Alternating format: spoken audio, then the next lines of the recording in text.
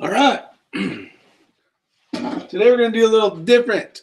Things a little different. We are going to have we're going to do a free-for-all like Rich 4150. If you don't know Rich 4150, definitely get over there and check out his channel. A lot of entertainment, a lot of good knowledge, a lot of good stuff.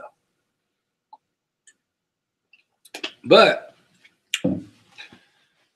we'll get some people to show up. Basically, I'll put the link in there. If you guys want to get in on the action, basically I'll send you the link and we'll have some fun. Free for all.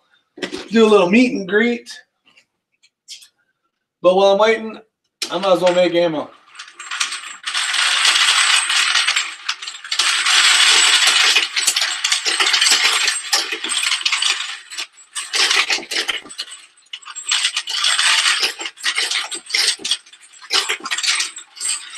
Love the 650. So as you can tell from the name of the chat, there is no shooting tonight, which is highly upsetting. So earlier I made a chat just having fun because I was getting ready to make ammo for the shoot tonight. But since that's not happening, I'm going to have ammo ready for the next shoot. And kind of bummed because Thursday night is my night that I go shoot. Everybody in the family knows that don't mess with Dad. He's going shooting on Thursday. Sometimes my son goes. But with that, that's depressing. So I don't get to shoot. So if you can't shoot, make bullets. Basically what it boils down to. Now, if you get a chance, say hi in the external. See who's out there. I know we got some viewers already, which is pretty cool. But until you guys say something, I don't know who you are or anything like that. So I'll make some bullets until you guys get a chance to join in. I did send some links out, so hopefully we get some people to show up. But if not, oh well. Oh well, oh well.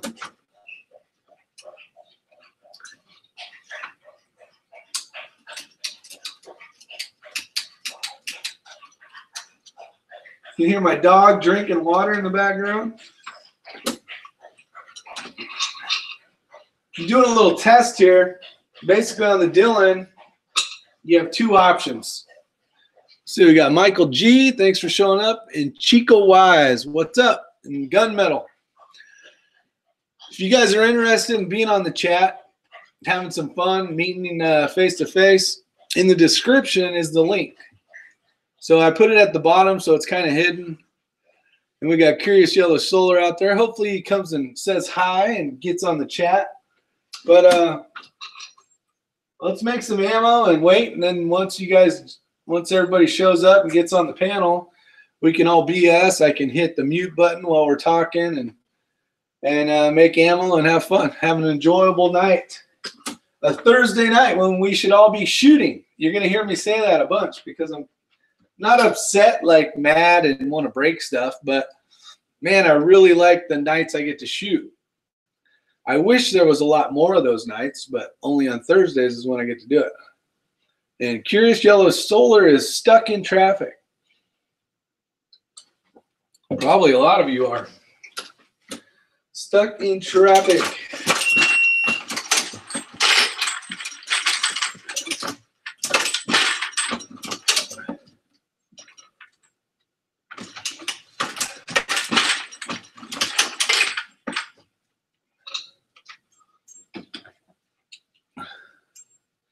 So what else is going on?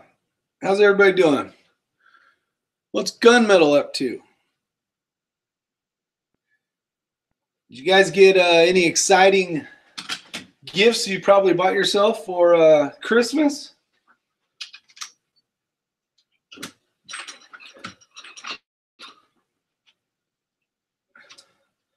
Basically, our plan was we bought the kids stuff, got my wife some stuff, but she's like, if you want, can you just wait till after Christmas? So I think like the credit card ends on a certain day. So after whatever that day is when we pay the bill, then I'll order me some gun stuff. Some of the stuff I want to order is I need to order 2 or 3 more mags for the SVI because I have 2 and that's not enough. Can't really do the competing you want with 2 mags. So I got 2 bags here from earlier today. This is all good stuff. And then we got a few rounds that they fit, but they don't fit as perfect as I want them to. So those will be more of a practice training round. And I just want to make sure everything's kosher and good before I start the new batch. And these are looking really nice. If you guys didn't watch the earlier batch or chat, my oh, that was something I was going to look for too. My crimp die wasn't tight enough, so it was not seating correctly. Wasn't seating all the way in.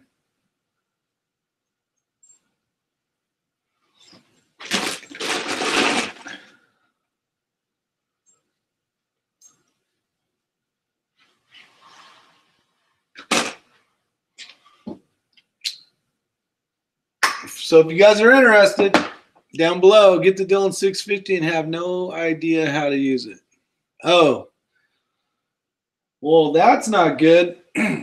If you have a 650 or a 1050, I have the perfect channel for you to watch.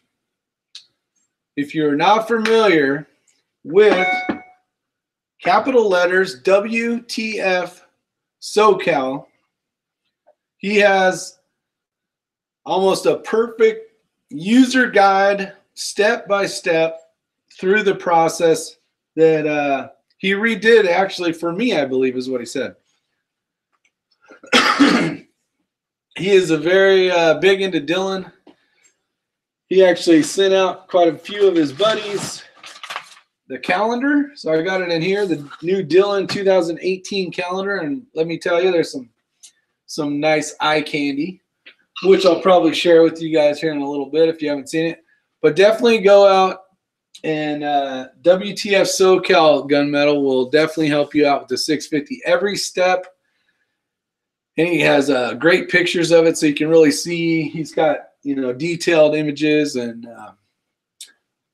it's way better than the Dillon video is what I've heard. I haven't seen the Dillon video because I didn't want to waste money on that when I got buddies that have videos of it. And then he redid some videos to even get in depth a little better. Talks about a little more of the parts and components of changing them out and swapping them over and all that. How to set the dies in, what to do. So you won't go wrong. I can tell you that I will definitely steer you in the right direction on that one. Great guy. I've known him. I know him personally. I've been to his house. I've had dinner with his wife and him. Enjoyable group. So definitely take a look at his channel. He has good information. Chico Wise says, I'm liking the press. It may be the next purchase. I would say this is one of the best presses you can get.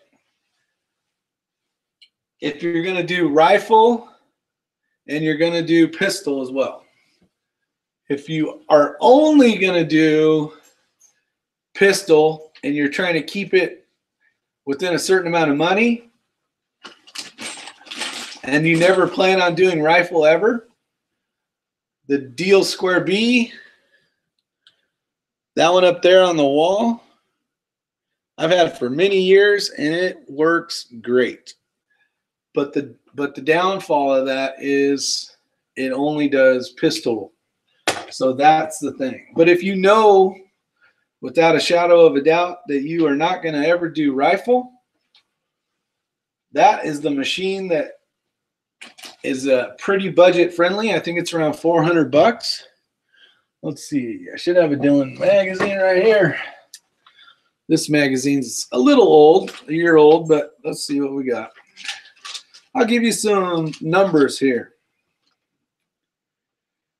So the base price for the Dylan Square Deal B, sorry, English is not my strong point today, $404. The 650 is $579. And then there's a machine in the middle, the 550B, which is almost this, but it doesn't index the carriage around for the next one. There's one less head. Or if you just want to go balls to the wall, you know you're going to be Billy Badass and shoot lots and lots of rounds, or just want the baddest shit out there. The 1050 is an incredible machine. I've used one. Actually, I've used WTF SoCal's. But stuff's a little more expensive, but it does a lot more. It's got 8 stages, so you got 8 more head tool options of trimming and other stuff that you can do. It does deprime, or it swedges out like 223, the 5.56 pocket. So that's kind of cool.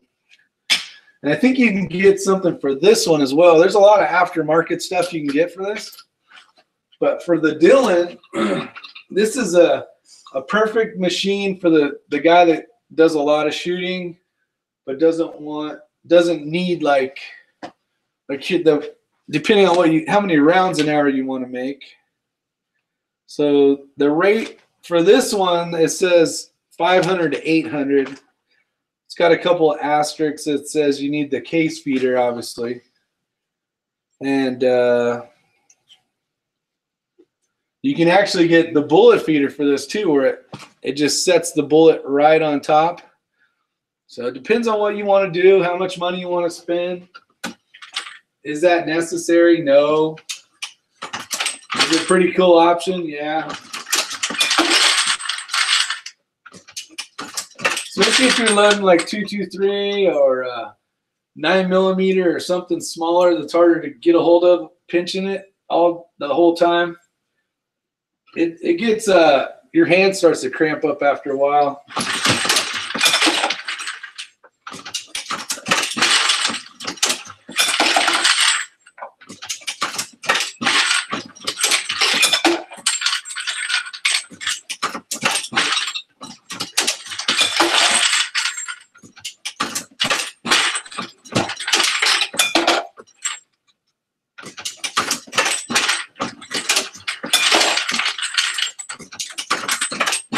The link's in the description. Don't be afraid to jump in, but don't be a douchebag either.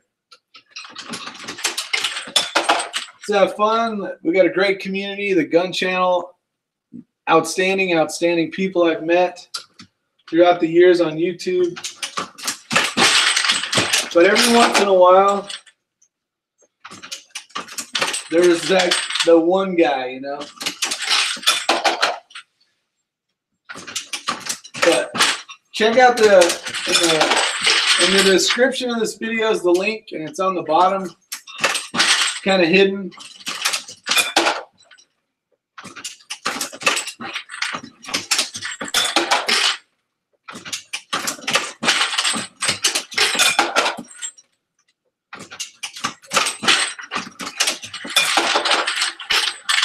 So if you buy something like this,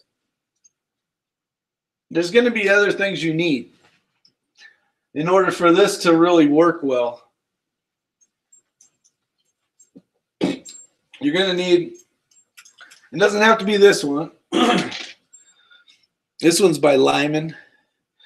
But you want a way to check your cases and make sure they're good. You need a good set of calibers. How much are you paying per round to load your 9mm? So I'm loading 40 right now, but 9mm, especially with the discount coupon that I can give you guys, if you get a pen, I can help you out. I have a discount code for Acme bullets, which are these ones, which are the red. How am I going to do this? All right. Basically coated bullet. Okay. And then I have a discount code. Okay, so that discount code, hopefully you guys got a pen, like I said, is capital letters IY6C. So just like this, that's the discount code for Acme bullets. And Acme bullet makes a great bullet. Been shooting it for a while now. And it performs very well, very accurate. A lot of reloaders out there on YouTube, you may know them. I know the reloader dude uses Acme bullets a lot, 9mm especially, and he loves shooting them. They work out perfect for him. They work out perfect for me. Hold on one sec. I got a guy at the door, and I'll introduce you to him.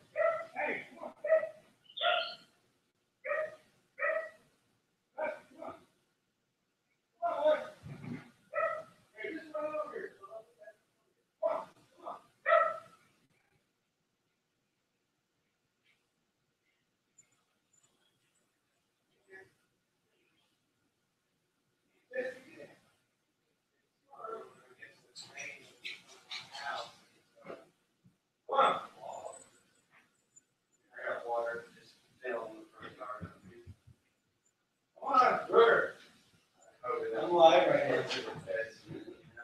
I'm live right now. Thanks for having. We're live, Matt. Live with what? You're on YouTube right now. On YouTube. Yeah, we're live. We got well, down to 11. But here is. So I got a buddy here, Matt. What's going on, guys? He's borrowing a holster and some stuff, and then we'll continue on loading some 40 here. 40. Yep. What are you running now? Those are Acme bullets. Huh? Those work good. They're just coating them. Here's a holster. Oh, sweet. Lifesaver. I don't have to switch that key. This out. So what would be something you'd want to tell them about buying or selling guns?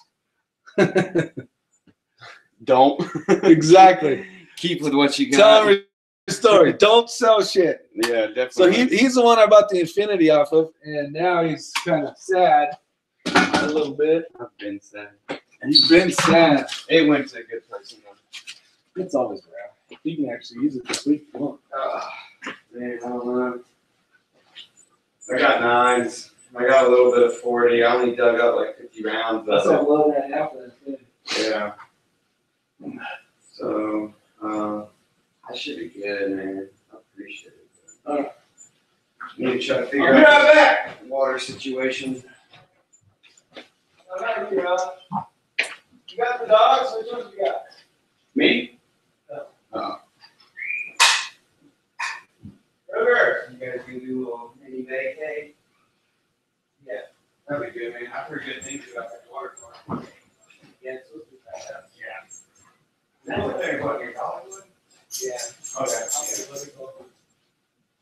All right, brother. Have a good one. I appreciate it, man. I was saying chill, but man, come home and look like a swamp.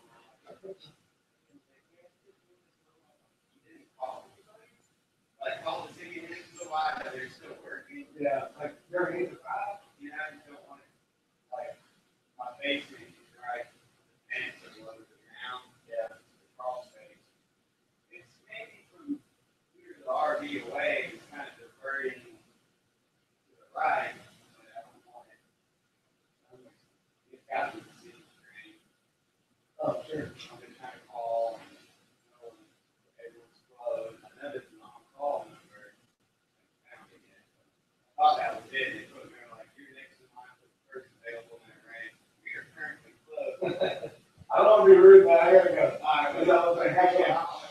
All right, buddy. Oh, wait. Come on. Come on, man. Come on, man. Oh, all right. All right. Where did I go? So you're saying you guys bleed blue. I do. I really like Dylan. I do have some other stuff. I got a RCB. Now I got a Lee rock, basically a rock chucker. No, it's a Redding and a Lee turret press, but I don't use those anymore. So what we got here? The 650 with the case feeder is around 850.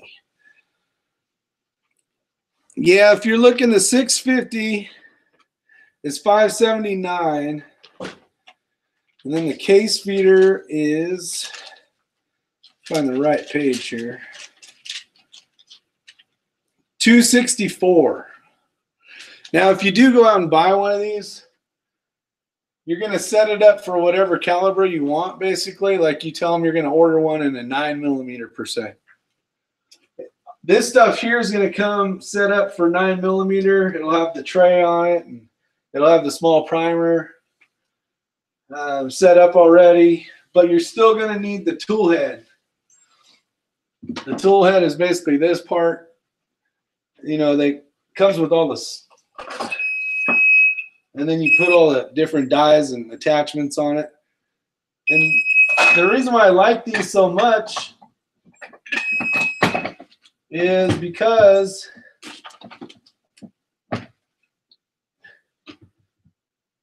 once it's set up, for the most part, if you stay with the same bullet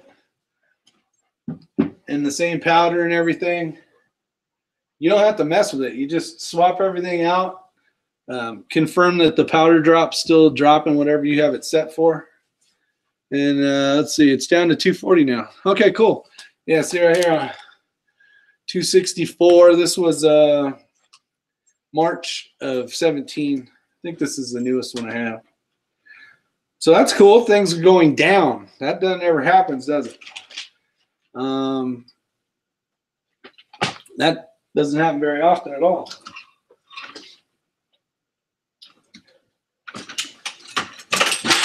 So yeah, you order it, say 9mm, whatever you want to buy it as. You just need the dies and a few additional parts, and you're good to go. I think before,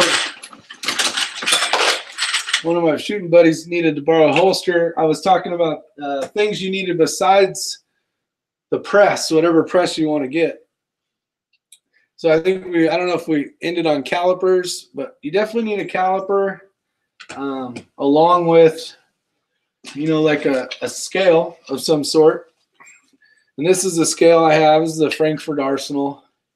Very inexpensive. Works pretty darn well for the price. I think it's like 16 bucks or something. It wasn't very much. Comes with a little 50 gram, you know, to make sure it's still at zero.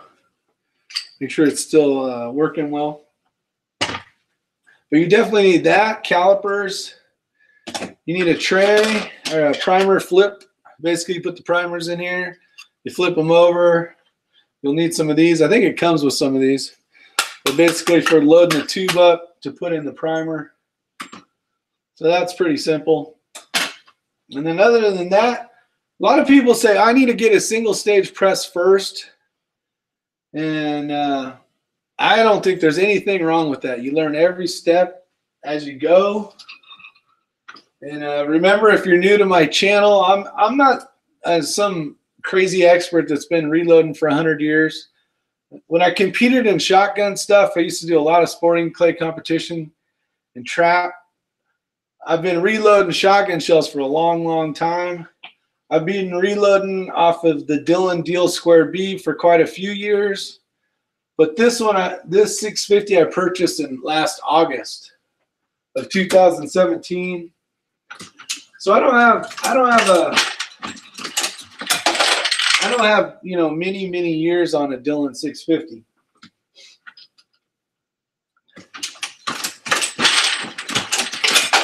But for the most part, the concept of reloading is the same as a single stage. So once you figure out one section or one part of the tool head, you could sit there and turn this Dillon 650 into a single stage press if you were not confident You basically could put the shell in, and I guess you could put it in any position, but it would basically go. It'd go here at number 1. It's even got numbers, so less likely to screw up. But you'll see like a 2 there, 3 there, and so on. Here's the other side of it. But you can see that's the decap. So that'd be the resize and decap. That would be position 1. And you could just do that with all your shells, not have any other dies in there, and turn it into a single stage press. And as you got more familiar with it, you could always, utilize the tool. You hear the old saying, buy once, cry once kind of deal. And it's pretty much, yes, in the gun industry, community-wise, when we buy something and we're really not happy with it, we bought it because we had the money at the time, but we really wanted Model X.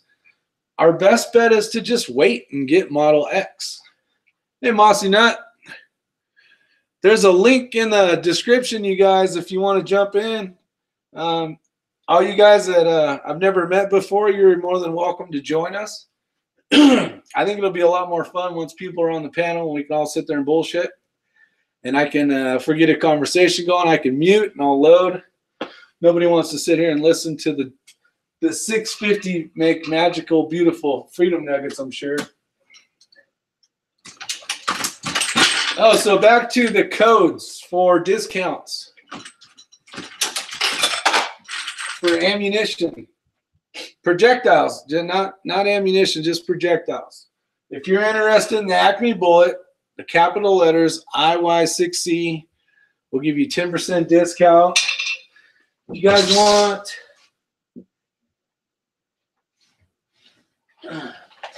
if you guys want 5% discount, 5% discount on these guys, RMR out of Idaho, Full Metal Jacket. They got stuff where they make their own, and they also do pulls where they resell. You can get a good discount on that, but the discount code is not capital letters, just regular letters, IY6C as well. I had a guy text me yesterday saying that the code wasn't working. So if the code doesn't work, don't order it. I talked to Ryan, one of the main guys there, and we'll make sure it's up and running again so you can save some money. Timothy says he's a super tight ass. So Timothy, at the end of the day, if you're a shooter, I'll even do better for you. Go to Dylan. Let's see if it's on here. I think it's DylanPrecision.com, but let me double check. They have things to look. You look on the sides and on the bottom. They have calculators. One's called a calculator. It'll tell you. It'll ask you how many rounds you shoot. There's Mossy. How many rounds you shoot, what you shoot, how much it was, all this, and it'll calculate how long it'll take you before you pay something off. So if you're a guy that only shoots once every 5 months and you shoot one box of 100 rounds, it probably is not going to be beneficial for you to reload. If you're a guy who shoots twice, let's say twice a month, but you go to the range and you like commit yourself for a few hours and maybe you shoot 300 rounds, and you enjoy doing it, and maybe you shoot some of the stuff that's expensive. Maybe you shoot like 357, maybe you shoot 45. You're definitely going to make your money up. Now, Mossy Nut, he'll jump on here. He's here right now, but he'll jump on and start talking here in a sec. He just ordered one, so we'll hear his reasons behind getting one and all that kind of stuff. So, how about it, my friend? All right. Thanks. You're gonna have to talk today. Yeah, I'm gonna have to talk today.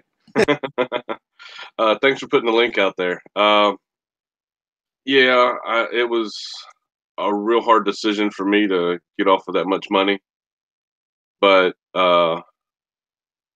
I'm tired of fooling with the single stage. I don't have the patience for that.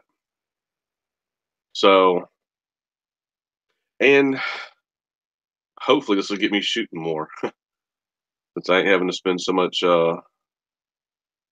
money reloading, or so much money on ammo. So that's pretty good for you, buddy. You done good right there. That's some serious talking. Yeah, it's more than I've done in a long time. But I'm excited. I'm gonna redo this bench here, and I'm gonna start building a bench this weekend. Probably about 8 foot long, maybe 2 feet deep, and yeah, this one, I'll give you an idea. Let me find a tape measure. I put that ledger in. Did you ever see that video so I can move things around? I did. That was pretty damn slick. It is nice because like this usually sits over here, but this works for today, you know, or tomorrow it may not work. Sometimes if I have the kids and we're in here and they're working on primers and, you know, kind of make it like a kind of a family thing, make it some fun. It's kind of nice just to set it up over here where there's a lot more room on one side, both sides. But today it's just me, and I kind of slid this over because I don't really need the room right this second. So now, how sturdy is that though? I mean, because I've never used the 650, but from what I've heard, it can move quite a bit if it's not really fast. I don't even have it clamped. I don't even have it clamped on this side. It's in the ledger, and normally I run a couple clamps, but I just looked down when you said that, and I don't even have the clamps on there. But it's a lot of people. Some people just do this on the 650. You know, they're just hammering it out. And yeah, I'd want to clamp it down for sure, but I don't load like that anyways. Well, from what I've saw, that'll screw up your powder charges if you get too crazy with it. Yeah, it can. It can do that, or it depending on what you're loading, the powder could start falling out. But it's been yeah, it's like it's not clamped in, but the back here, and I'll load a couple, see if you see it move at all. I'll check that powder. It's wiggling a little bit. I'll put the clamp on it here in a second just to show the difference. But I didn't even notice. I just got to find the clamp now. But yeah, it don't move very much.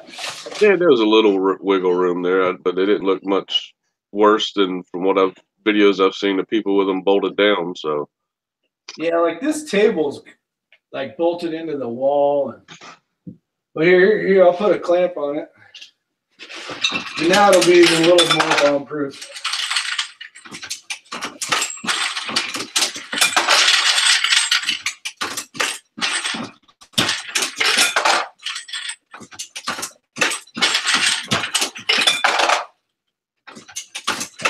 yeah, it don't look bad at all either way. So there's that. Yeah, it seems to be. I like the little bit of wiggle that it may have, and I could put one more clamp on the other side too. But definitely out. You know, the being able to move it around beats the tiny bit of a wiggle. Yeah. Now, have you had any issues with the primers, either the spent primers or the new primers? Well, right here. So here's where the spent primers go in, and you'll see there's some tape on here. Yeah. Sometimes when you're depriming or decapping, you'll get a primer that doesn't fall in there. It'll just fall out on the floor, which ain't a big deal anyways. But that helps a little bit with that, for sure. Yeah, I've been looking at all the accessories and stuff to go with it for that stuff. And I definitely want to get a light on it, one of those inline fabrication lights. The light helps a lot. A big difference. Like in here right now, I have one I have the normal like house lights. I got this one up here, which is kind of like one of those movie light things, but I just have it more to light the area. But it's nice to be able to see, especially if you don't have a powder check, to look down. And you kind of should look down maybe anyways, just to make sure your powder's working or dropping right. Yeah, I did get the powder check. That was one of the things I wanted to put in my order. So that makes it kind of nice. Yeah. But the lights, it's not needed, but it's definitely a nice to have. Yeah. And I still agree with what I said about the mount. If you have something really, really good, like a nice built table, and you were very short, or you didn't want to spend the money on the mount, you could go without the mount, but it's definitely way better to have the mount if you can spend the money. I did get the mount. I figured, what the hell, in the grand scheme of this order, $50 wasn't gonna make or break me. See what we got. Kyle saying, haven't made the jump to the 6.5, but I loaded competition 308 and 30.6. So there you go. And if you've never loaded rifle before, like say all you loaded on this was 9mm or something, some small case pistol round, and then you switch to a long rifle cartridge, there's a lot more energy involved. And that's what's nice about having like the handle. The wheel handle, roller handle, is a luxury item that you can always get if you haven't got it, but it definitely helps when you're loading rifle rounds or cartridges. Yeah, that was something else I wanted to do. 223 on this thing.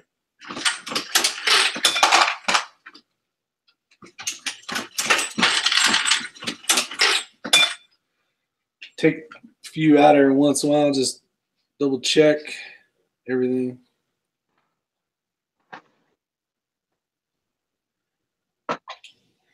So we're looking good there.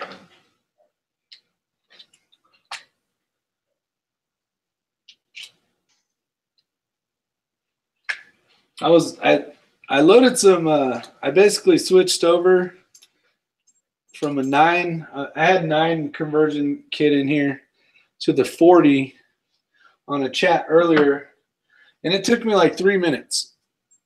3 minutes to switch over, which, I mean, damn, that's fast. And that's not even, you know, there's just a few parts, put the tool head on. That's what's so nice about the tool head thing. Yeah, I was just about to ask you if you had the tool head already set up in different calibers. Yeah, when you're doing the initial setup, like where you're, you know, setting everything at the heights you want and everything, then it's, hey, Harry's Holsters out there. How you doing? I see you got some holsters you're sending out to the boys.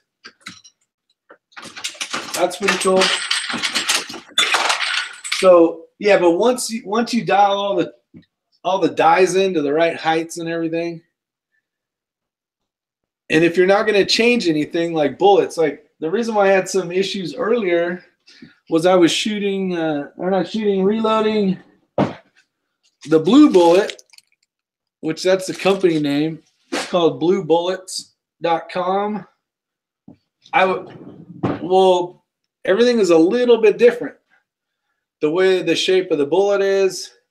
So you can't just throw in a different company's bullet, because the seating die heights for the overall lengths will be a hair different, and depending on how it comes into the bullet seating and the case, you know, so you got to tweak with stuff a little bit. But if you're going to run, like say you bought 10,000 rounds of bullet X, right?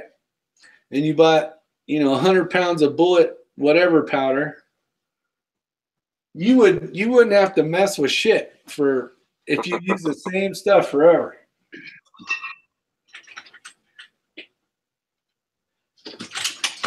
That's what makes it nice. My components are going to be next to start showing up. I got to get on that. I just actually I did get 1,000 of the Berries bullets, 9mm. Berries, yeah, I've run berries before. They're an okay bullet. Yeah, I don't think I've used them yet. I forget what the price was on them, but Solar was talking about it, and it was a pretty good price on them, so I grabbed me 1,000. What's nice is you're going to get to a point where you start running these if you shoot a lot, because you're not going to notice much of a difference, especially if you're not going very far. Like this right here is a Delta Precision, I think. This is a jacketed hollow point, and this is the most accurate bullet for one of my pistols I have. Like the whole recipe is designed around everything. There's a certain amount of grains, a powder, basically a recipe everybody would come up with. But that bullet there, I get the best, most consistent accuracy with, basically. But that's for one pistol. But like for just plinking, having fun, or shooting a lot, I can get the Acme bullet for 6 cents a bullet. By the time you're done, it's like it costs hardly anything over 6 cents. So like after the discount code and everything, and as long as you're buying like 1,000 or something, 6 cents a bullet is pretty damn good. So are you doing any casting, Rick? Because I know Gunmetal was talking about casting out here. You do any casting at all? No, I don't. I don't I don't even have a reason. I guess just because I would like to. Don't get me wrong. I would like to learn and have the equipment available, so if shit hit the fan, I would be able to do it. That's another thing I was going to bring up about having a reloader at home, whether it's a single stage or, something this nice, is have something available so you can at least load ammo if you needed to. Now, I don't know how many guys out there, feel or talk about prepping, but it's nice to have. It's like it's nice to have it and never need it, than to need it and never have it. So you got Bald and Curious. There's a link down below in the description. Come say hi. That goes for the rest of you guys out there that I've never met. If you're willing to get on camera, come say hi, come talk, ask questions, whatever the case is. Yeah, if Bald's ugly ass will get on these things, y'all might as well too. Yeah. My Russian partner. I don't think he's Russian. He's Slovenian or Slovenian. Maybe he's something. I don't know what the hell he is. He's half crazy. Half crazy, yeah. Well, yeah, I'm with you on that too, Rick. Just knowing how to do this stuff just in case, and having the equipment to do it. And that's the thing that's pretty cool. Like my buddy TR, he has all that stuff. He knows how to do that, and it's something that I would like to learn how to do. But on one aspect, I shoot indoors a lot, and I'm trying to keep my lead counts down, because in the past we've had people there that used to work there, buddies of mine, and their counts have been were really high. So the less I mess with lead, the better off I am, because I've already lost it in the mine anyway. So yeah, I've been watching the casting videos and the coding videos, so that it's not just a bunch of lead laying around and having to fool with that. Yeah. And people do it and they do it safely or correctly, then it's all good. But man, if you start breathing that shit, or, I've seen people doing it in their garages, and they're breathing that shit in. Yeah. Yeah, that ain't good. No, it's like, come on, man.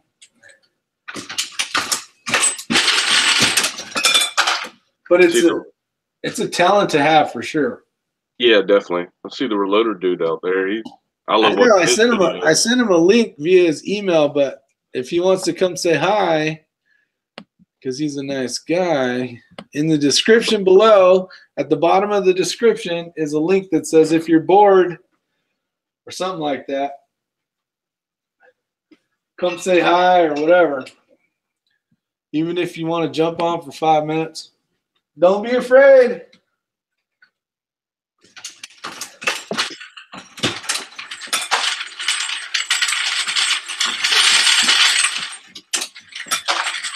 So when's your show up, Mossy? When's that 650 show up? It's supposed to be here tomorrow. Woo! Yeah. Oh, So, somebody's getting there. I had and don't make fun of me, but I ordered a bench kit. But the bench showed up today. It's just like the legs and stuff for the shelves and stuff. I got to buy all the wood to go with it, but Nice. so, but I've got to get my tool bench here moved, and I got to get this reloading bench broke down, and I feel like hell. Are you sick? Yeah, I got a badass sinus infection. I finally broke down and went to the doctor today. Well, a 650 will fix that shit. I'm hoping. 650 can fix all sorts of stuff. It's magic. It's like magic. Yeah, I'm looking forward to getting that set up. I gotta see what these guys are saying. Yeah, I have a tendency to overlook the side chat a lot. Your job, you got to help me out with that. When someone asks a question, I mean, someone's got to play. You know, let's see what we got out here. Troublemakers. Got the Reloader Dude, Mossy Nut, Kyle Lust, Timothy Robinson, Gunmetal, and Bald and Curious that have talked, that fell under the participants. And we got, I'm going to pop the chat out, make it easier to read. I'm going to make it big so I can see. Let's see here. And still nobody has the balls to get in the chat. Come on, y'all. I guess not. All right, I got it perfect now. I can read it from a mile away. Oh, shit, I just lost it. All right, here we go. So, what in there? So do you run 9mm at all? I do. I loaded a ton of that not too long back. Wow, not too long back. The South has taken effect. Not too long ago, so I got a good little, you know what I mean? I got a good little group of that stuff. Yeah. So Timothy says he does, he casts in the garage. Well, if you got good ventilation, you should be fine. I've seen some of the videos, some videos out there, and I'm like, man, that doesn't look good. So nothing against you if you're casting in your garage. But I have seen some videos where I'm like, man, that's not good. But it doesn't have to be the location. It was just the ventilation-wise.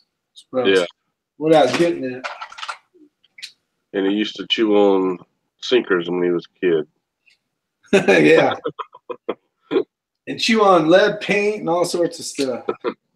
Well, I know when I was a kid, we used to take our lead pellets for pellet guns, and we Keep always, them in your mouth? yeah, stuck them in our mouth. Yeah.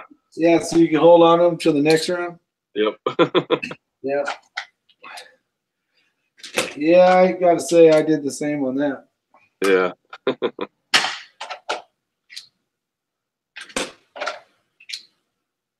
Okay, I've got to get now, Rick, this is the first time I've been on one of your live chats here. Some of these guys I don't know, like Timothy Robinson, Gunmetal. Yeah, he's been around a long time. These guys doing videos or what? Well, not all of them out there, but yeah. I'm trying to click on their name and open up their channels. I'll check them out when we get done here. But there you go. Subscribe to them.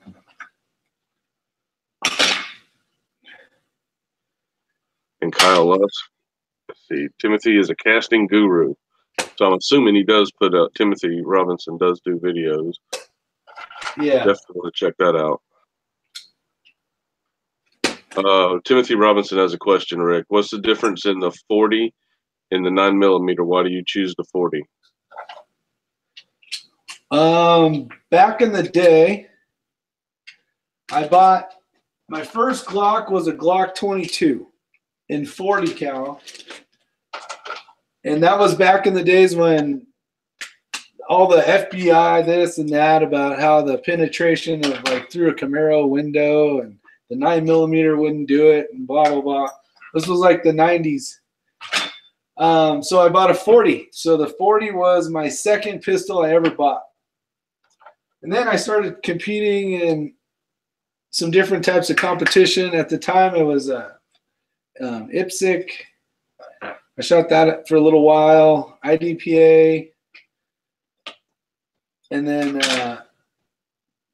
like USPSA, kind of when that transition, like with IPSC and stuff. But you had options. Like you could shoot a major or a minor. So there's factors in there. So I went with 40 because you could reload a 40 to shoot like a 9mm, or you could reload a 40 to shoot like a shoot in heavy. I think back in the day, it used to be it wasn't major or minor, it was heavy or something else. But it was basically like you were either stuck with the guys with the 45, or you could shoot down to 9mm, so you had some more options. Nowadays, with I can't multitask for shit. You have a major or a minor, so I can load either way. But like if you're going to shoot USPSA, if I shoot major, I get another section to zone for a better shot. And I don't shoot USPSA right now, but you have the ability to compete. So like say, God, I'm trying to figure out the best way to say this. So if you have a target and I shoot it with the 9mm, I'm basically only allowed to shoot this to get like a certain amount of points. If I have a 40, I can shoot the outer ring of that, the next ring of that, and still get the better percentage points. So it gives you a little more. And the reloader dude can probably, if you get his ass on here, could probably tell you a little bit more about that because that's what he shoots. But having the option is cool. Like the bullets I'm making right now are designed for an Infinity, which is a race gun, but I use it for a 3-gun, which doesn't really have a power factor.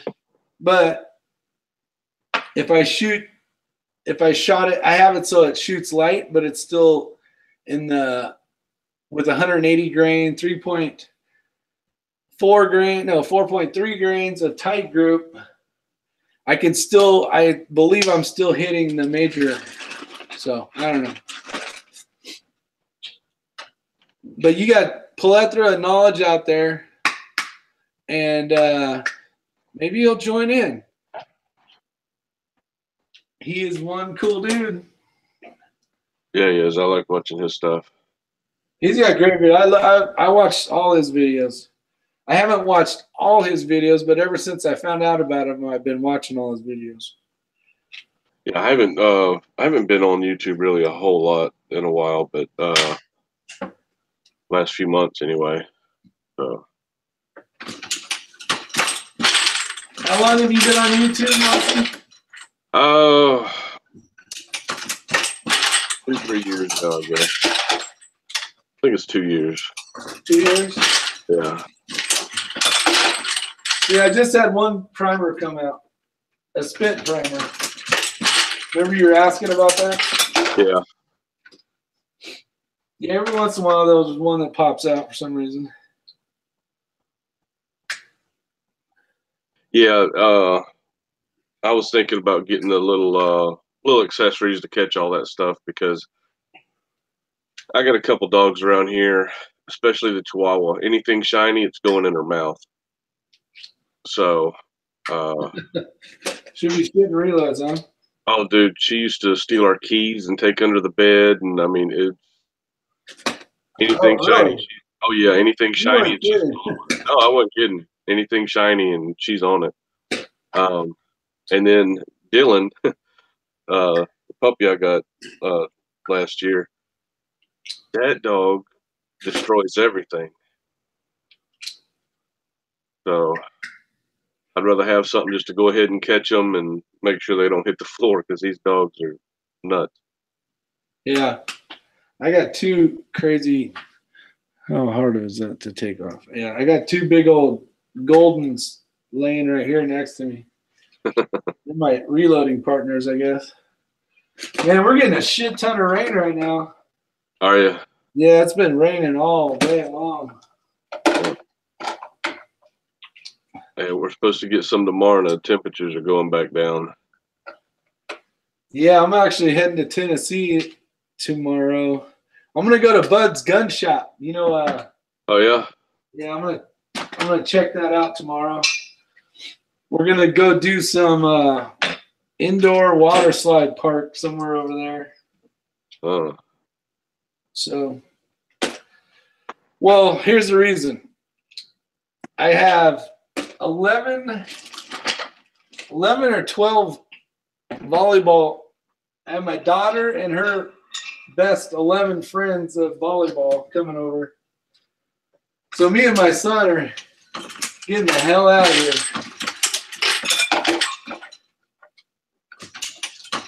We're making a run for it. Yeah.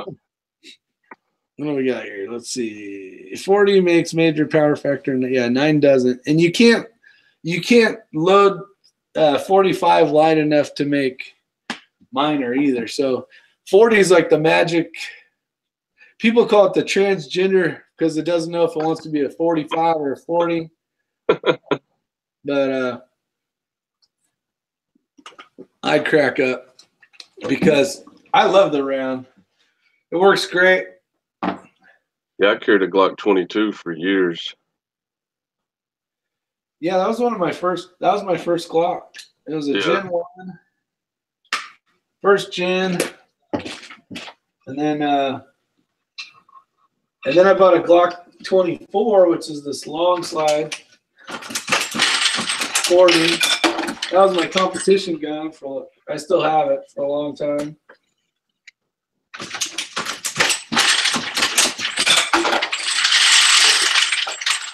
But it's yeah, I don't mind it. People say it's snappier, and it don't bother me any. Yeah, I didn't mind it either. John Rambo just joined us. Cool. Hey, what's up, guys? What's happening? Let me see if I can move the screen around so I can see. Oh, that's why I got this damn. There we go. What's up? You been reloading much? I know you got your bench. Here recently, I did some 30-30s. Not for a tube fed gun. Let me show you one of them. I actually did a 125 grain ballistic tip. Nozzlers. They're for a Savage combination gun. It's a single shot. Well, it's 20 gauge, and or you could use these in a bolt action, but you can't use them in a tube fed because they got a point. So I've done in. I'm gonna do some 44. I want to do. I got some 40. I got lever action 44 mag Marlin, and it doesn't like 44 special. Getting ready to do some 44 mag cases. I'm going to load them to 44 special specs. So, kind of experimental for me. Well, hopefully it's a good experiment, not a bad one. Yeah, but I've noticed, like, especially you know, in handguns, you can't really tell much difference in sound. You know, they all sound loud. But I've noticed with rifles, if you shoot a pistol cartridge through a rifle, they're quieter, and I was wanting to do specials where they'd be quieter than the Magnums. Cut down on my sound signature. Cool. We got Kyle here. Hi, Kyle. Are you wanting to load subsonic 44 specials?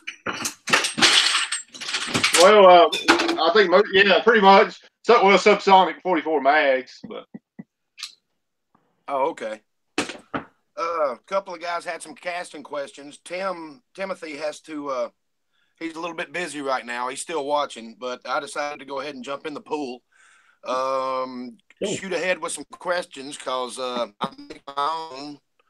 Got a 9mm here, and I cast 223 9mm, 40, 45, a bunch of 30 cal stuff for 300 blackout and 500 Smith and Wesson and 44 Magnum. So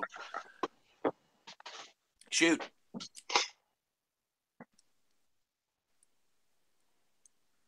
That's good. I mean, hopefully there's some questions for you out there. That'll be. Looks like. What do you got back there, Dylan? What? That's just a 550. 550. How do you like it? Oh, I love it. That was the first press I ever bought. I went ahead and jumped in, but with both feet. I added a couple of upgrades and stuff like that to it. I've got a killer light on it. Let's see here.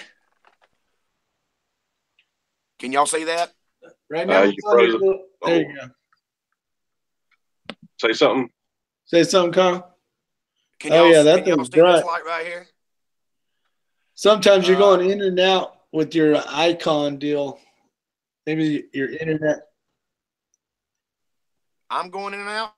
Yeah. Yeah. Yeah, right now it's your icon.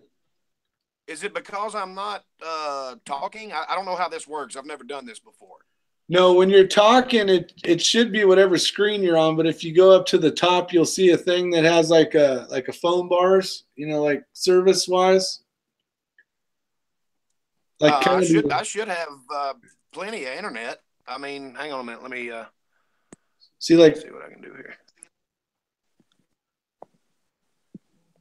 Yeah, try to go to the tall one if you can. Like I'm on the second to the tall one right now, so I'm not even running as clear as I could.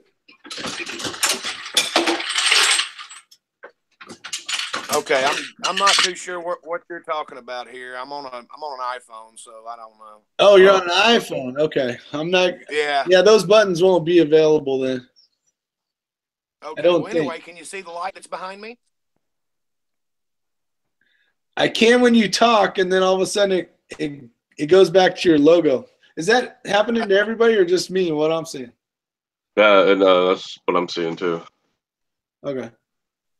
Tool Monkey's got a question. How about some low power loads for his wife to shoot in her Smith & Wesson Airway 38 Special? Anybody doing anything with that? I would say you need to go over to the reloader, dude. That's who you need to go to. For what caliber? 9mm? 38. 38 Special. I don't know. I would just do what the book says and do it at the starts. Starting grades. Actually, Timothy Robinson is probably the man that you want to ask for that.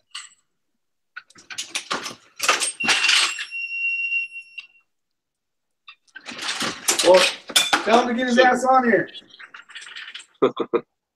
So Timothy, where you at? We need your help. I did tell Tim to get his ass on here, but he's fixing to eat dinner, and he said he's gonna have to go in just a second, or else he would. All right. Does he put out a lot of reloading videos? Yeah, he's actually the one that got me started making some, and like I was saying on my channel a little bit, I can't go to the shooting range because right now it's leased out for deer season. But here in about 2 weeks, it's going to be on. I'm going to make a lot of videos and get them all edited and start posting a lot of really cool stuff. I've got a bullet trap coming out and all kinds of other long range shots and stuff like that. Awesome. Okay, cool. Where do you live at the deer season still open? Georgia. Yeah, I've been looking Georgia. for a lease up in Georgia or a hunt club, something somewhere around South So Georgia. where do you guys live? Y'all in around here or what? North I'm in Carolina. Central. Yeah, I'm in Central Florida, over by Tampa. I'm in Virginia, up in the mountains.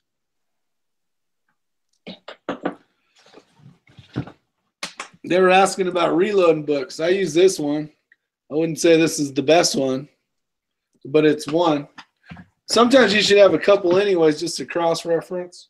That's what I was going to say too. It's always good to have as many as you can because sometimes you see inaccuracies in both of them, and you just have to work an average to get you where you need to be to start. Yeah, I was over at Curious Yellow Solar's house, and he had this Hornady, and for whatever reason, the Hornady, I don't know, it was just a little easier for me to read. The way they've got all of the formulas and recipes, everything in here, it was just easier for me to read. So I had the Lee, but then I went and picked this one up too. I really like this one. Mossy, since you mentioned that, if you do reload and you use Hornady bullets, there's a lot of information that you can only find in that Hornady book. They publish special stuff that's just about their bullets, only in that book's the only place you'll find it. Huh, okay. I really like the Hornady books. Yeah, just the way they have the recipes laid out just seemed easier to comprehend for my dumbass. So, well, I've got two. I use a couple of Lyman's. I use a couple of Lyman books. I've got the 49th and the 50th. I've got the Hodgdon manual. I actually printed out the Alliant manual online and got that entire manual for free. And then I bought the Hornady one, and I noticed that too. It was a lot easier. The way they have it laid out, it was a lot easier to read. You didn't have to think as much. I thought that was really cool. But like I say, the only thing that the Hornady manual has in it is information on Hornady bullets. You know, Hornady does make some cast bullets, and there is a little bit of info on cast stuff, but it's been a little bit since I bought any jacketed bullets, and I've been casting on my own, so that information really wasn't really helpful to me. Yeah, that's the problem with some of that casting stuff is there's finding information's a little tough. Well, it's just like when you start loading anything else. You got a book that's got some numbers in it. You're not going to start where they say to start. You're going to start where you want to start. So you get an idea by looking at a couple of different bullets. Start in the low side of the spectrum on the jacketed bullets that are about the same weight. If you have any problems, go to the next heavier bullet, and start there. And it's just fun. Take your press to the range with you on the back of your pickup truck and just load up a couple and see how they shoot. Have you ever used the is it IMR or Hogden website? They you can put in powder and bullet now, and they'll give you different recipes. I used it on these 30-30s. I didn't realize the 30-30 loads I was looking for is actually in the pistol section of my book. yeah, some of those I forget whose website I was on. I can't remember now. It was last year when I first started this, and the starting charge for 9mm was 9 grains. Yeah, and I was talking to Pop's Quest, and I told him, he's like, "There's no way," and I'm like, "No, I'm telling you." And I told him what website I was on. He went to it, and he's like, "Holy shit!" He's like, "No, don't do that." Yeah, that's going to get some people hurt right there. I Yeah. don't care what kind of powder it is. You put 9 grains of it in a 9mm case, and there's a potential for a lot of issues. Yeah, he's like, no, do not do that. So, this YouTube thing, man, the people I've met, because I've never met anybody that reloads. So, everybody I've met here has helped me so much. I wouldn't have started this without everybody. I totally understand. I'm in the exact same boat, brother. I've been reloading for several years now, and every day is a new journey with all new information. It's amazing. Yeah, it really is. I had this this whole kit for, I don't know, probably at least for around 4 years, I guess, and never took it out of the box.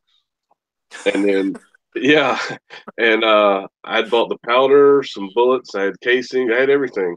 And when Coda Boy started doing his reloading, that's what kind of spurred me to break it out and learn how to do it.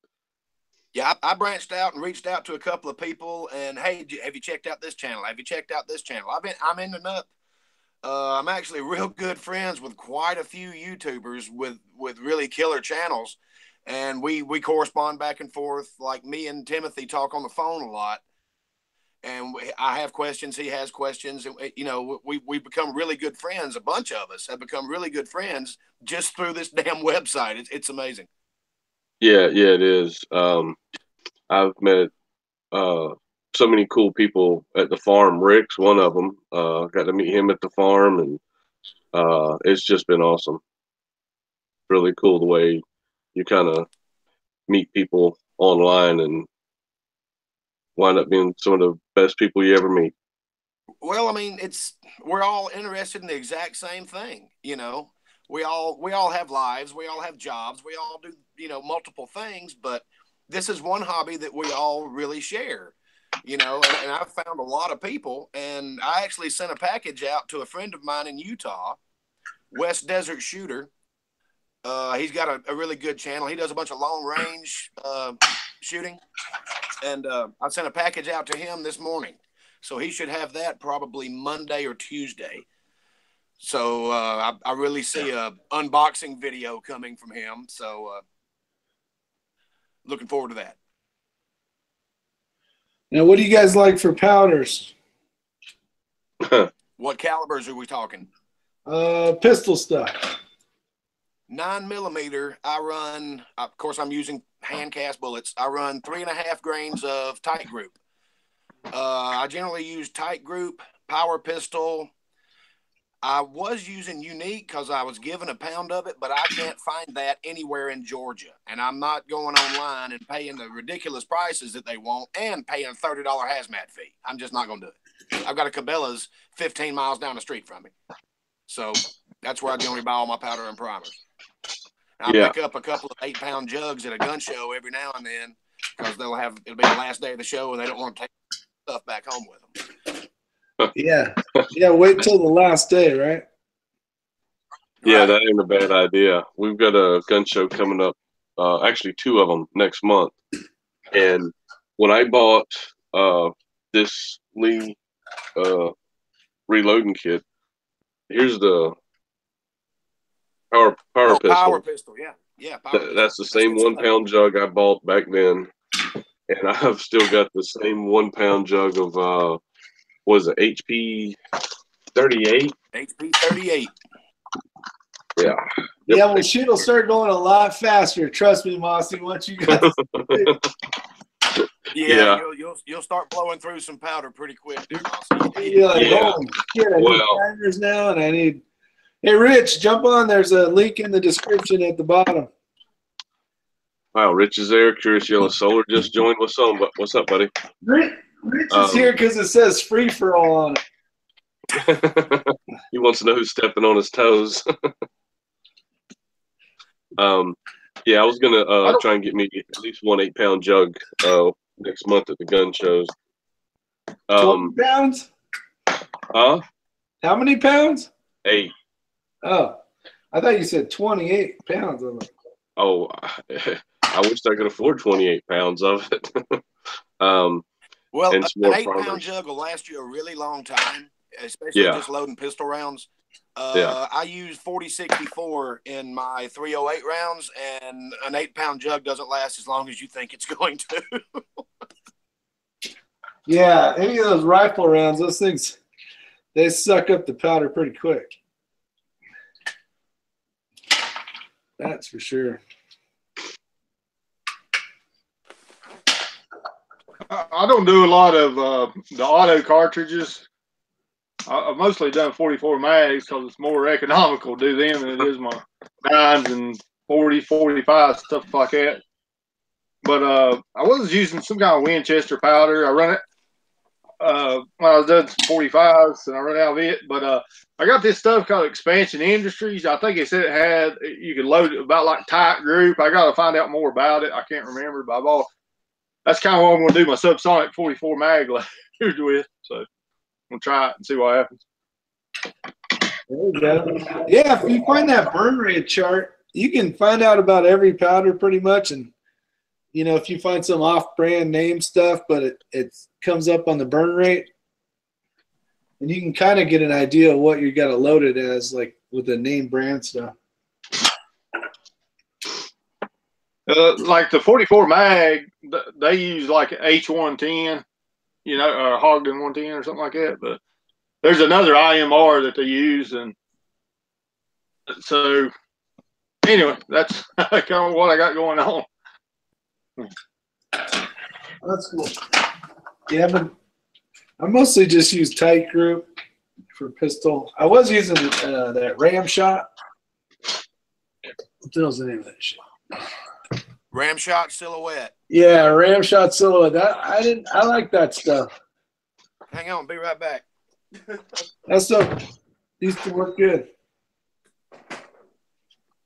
What I like about the Tight Group is grain-wise, you use less powder, which is kind of cool. Is this what you're talking about? Yeah, that's exactly it. Yeah, I found this at a gun show when powder was really scarce. Yeah, I like that stuff. It burns good. It seems to work well for me. But I will say this. I'm just doing Tight Group now. I will say this about Ram Shot Silhouette. That is one powder that plus or minus 0.2 matters. That is some really hot stuff, and if you accidentally drop a 0.2 overcharged load, you will know it. Oh, here's my bottle right here. I think this is it. Oh, I still got some actually. There it is. That's what started it off. Check that out.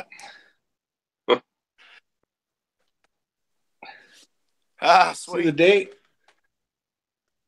1/6/14. Yeah, that's when I started reloading pistols. Shit, that was almost exactly 3 years ago.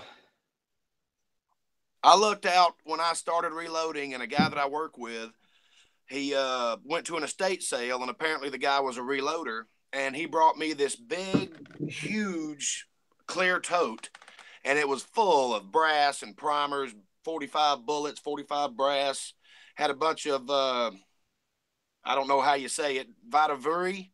Oh, that stuff's good shit. Oh, yeah, it's real good shit. And, I mean, all kinds of stuff. There was unique and all kinds of stuff in there. And he said, what do you give me for it? I hear you're fixing to start reloading. I gave him a price, and he goes, well, that just really doesn't sound fair to me. I said, what the hell you going to do with it? You don't reload. You want the $100 or not? Did he end up doing it? I mean, it was a really good deal. I ended up getting a lot of good stuff out of that box, and it's lasted me for a while. I still have some of the powders that were in there. So, and I reload a lot. Well, there you go. That's a deal of a lifetime. Hey, Rich, get your ass in here. I don't have the chat pulled up, so I can't read that. But earlier, people were asking how long it would take for that to pay for it, for a Dillon or whatever press to pay for itself. And by the time I had loaded 1,045 rounds, the Dillon had almost paid for itself. Because I mean, it does save you that much money. If you're a volume shooter, it does pay to reload, and just so just 2 of these. What'd you say? 1,000 rounds or 2,000 rounds? It was around 1,000 to 1,500. I actually did a little bit of math and figured it out, and yeah, it didn't take long for it to pay for itself. 2 of those right there will pay for it.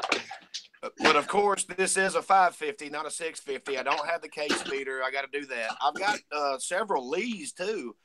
I got a Lee Loadmaster that's strictly set up for 223, and that thing works beautifully. They're nice. I'm telling you what, I'm a kind of a blue Kool-Aid drinker, but they make some All those companies make some great stuff.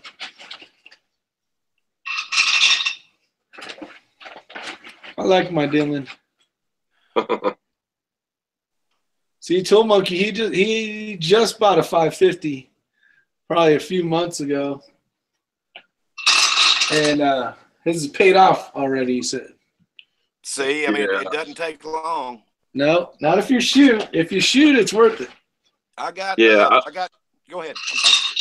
I was just gonna say I don't even want to think of what it's gonna take for me to get this thing paid off, and I was gonna go with the 550, and then these guys are the devil when it comes to the Dylan. Oh yeah, you have to at least start with a 650, and if you can jump straight into a 1050, that's even better. But that shit ain't happening. I really wanted a 1050 just so I could set up an ammo bot system on it, and I could just go to work and then come home and have 5-gallon buckets of bullets made. Oh damn! They're really killer machines. They're well thought out. They're ergonomically designed, and I mean, seriously, it was like 1,000 to 1,500 rounds. Especially because I got such a deal. I had 1,000 bullets already there. 1,000 pieces of brass and powder and all that stuff, and I used N310, which was in that box too. So I didn't have hardly any money in the brass bullets or the powder, but it paid for itself in about 1,000, 1,500 rounds. Wow. Yeah, that's a great deal. I used to remember what all was in that tote, but that's been several years, and I've really slept a lot since then.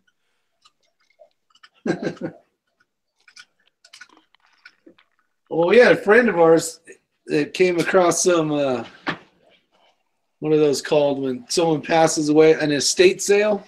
Right. And whoever passed away, some grandpa, he had a whole shit ton of reloading supplies, kind of like same story as you. And he ended up purchasing all that stuff, and there was a lot of good powder, a lot of everything. That might be the way to go. Quit hitting the gun shop and start hitting the freaking. Start looking in the obituaries for the obituaries. Yeah. 2 hours. I had to say he was a hell of a reloader. Yeah, I always hit Craigslist and search that. Try and run several different words through it, searching it, looking for reloading stuff. I haven't came across much of anything. There's some people want, I don't know, just ridiculous prices. I feel anyway. I haven't found anything worth a damn. And Arms List, Florida Gun Trader. Well, you figure if you find reloading equipment, there's only a few reasons why it's up for sale. Either the guy's just done with reloading, or he's not there any longer, so his wife's selling all his shit, or he passed away, or I mean, because if you're like this stuff, my kid will have this when I'm dead and gone, and it'll work just as fine. All the warranty shit's still there. Like, you buy this once and it's done. Damn, I was going to ask you if I could have it. My philosophy. There's a big line behind that one. My philosophy is the easiest, best way to get into anything is find somebody getting out of it. I did this reloading same way. I found somebody that got out of it, and I did my beekeeping the same way. Yeah, that's a great way to think of it. I really agree with your philosophy on that. The easiest way to get into it is find somebody getting out of it. A lot cheaper.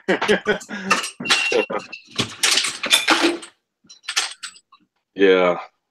Yeah, when I'm dead and gone, all my stuff, or at least the reloading stuff, I'm sure will get sold off. My daughter ain't real interested in it, so. Me and my sons, I have 2 sons, and my oldest son, he really enjoys reloading. I'll turn him loose on this 550, and he'll sit there and go through about 500 rounds in about 40 minutes, you know, and he really enjoys it. We turn some music on and get going.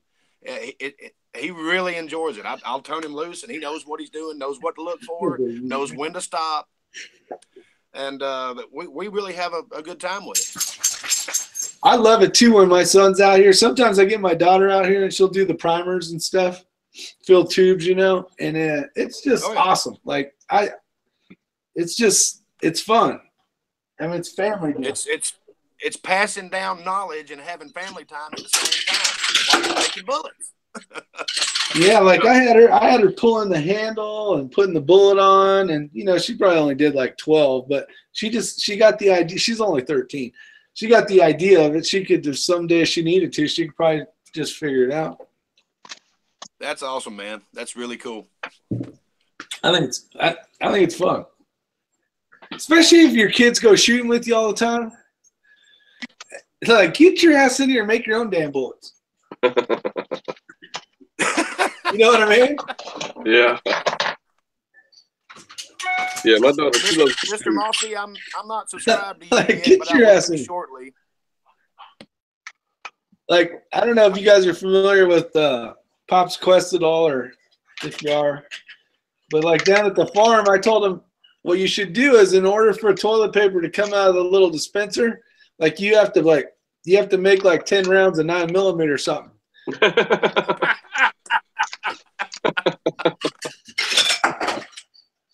No, that would be funny. One square for 10 rounds. How are you liking that case? How are you liking that case feeder on that 650? And do you think it'd be worth it to get one for the 550? That's what makes that machine do what it does. I mean, I know you have to index on the 550, but that ain't the big deal. It's the ability for the shell to go and get fed in. One less thing. That's what really drew me to the Lee Loadmaster, because it's uses gravity, and you can throw a handful of brass up top and shake the little tubes, and it'll actually put them in there correctly. But it was the automatic case feeding thing. I'm like, that is awesome. Yeah. No, I thoroughly enjoy that part of it. I mean, because the Dillon Deal Square B is kind of like the 550, but it actually is progressive. Like, it'll move. So right, I mean, it's the best. It's the best of both worlds. You just can't load rifle on it. Yeah, exactly. It's a great machine. I don't know if you were in here earlier, but I was telling people, if you're never going to load rifle, the Deal Square B is perfect, and it's cheap. Oh yeah, brother. I've been here from the start. All right. I'm getting a low battery warning, so let me hop off here and plug my phone in, but I'll still be watching, okay? All right, buddy. Nice meeting you. All right. All right, nice meeting you guys too. Thanks. Take care. Yeah. Bye. All right, who else gonna jump in? Thomas Pickering, Curious Yellow Solar, get your ass in here. Fuzz Fork 8, Mossy Nut, Tool Monkey, get old Tool Monkey in here. Yeah. What's up, Dave, John? I'm going to ask you. You know, the other night you was talking about doing competitions. I asked you about Boone, North Carolina. Yeah, they got an awesome range down there. They do IDPA there on the third weekend of every month, and Wilkesboro they do IDPA match there the first Saturday each month, and you can look it up on Foothills Shooter. Let's see, wait a minute. Foothillsidpa.com, I believe it's what it's Clay Hills. called, but no, Foothillsidpa.com. Okay. Yeah, they got a schedule there. The Boone range is something with Watauga Gun Club. They got a link to it from the Foothills IDPA. But that's the two places I've shot a lot. But I'm hoping to try to start again this year. I only went a couple times last year, but it's easy to get out stuff. I still have to do Army drill and stuff like that. I'm a reservist. So Yeah. I still have to do 1 weekend a month thing. So. Yeah. Shoots me in the foot. How long do you have to do the 1 week in a month thing? You mean like initial enlistment, or how long have I got to do? After you're out, right? Don't you have to do a certain amount of years in the reserves? No, you can just go straight into reserve for 6 years, and you got to do basic and AIT. It's the same basic and AIT that active duty do, and then you go home and do 1 weekend a month and 2 or 3 weeks a year. But okay, it's I've done it for quite some time. Is Virginia full of snow right now? The what now? Is Virginia full of snow? No, it's raining now. It's actually like 50-some degrees. It's a heat wave compared to the last two weeks. Yeah, no shit. It was so cold here. We've been all day today has been rain. I figured you guys were either it was cold enough to get snow or it was raining. The last 2 weeks, you know, I think it was cold everywhere, but we got down into low single digits in the last 2 weeks. Burned a lot of wood and propane.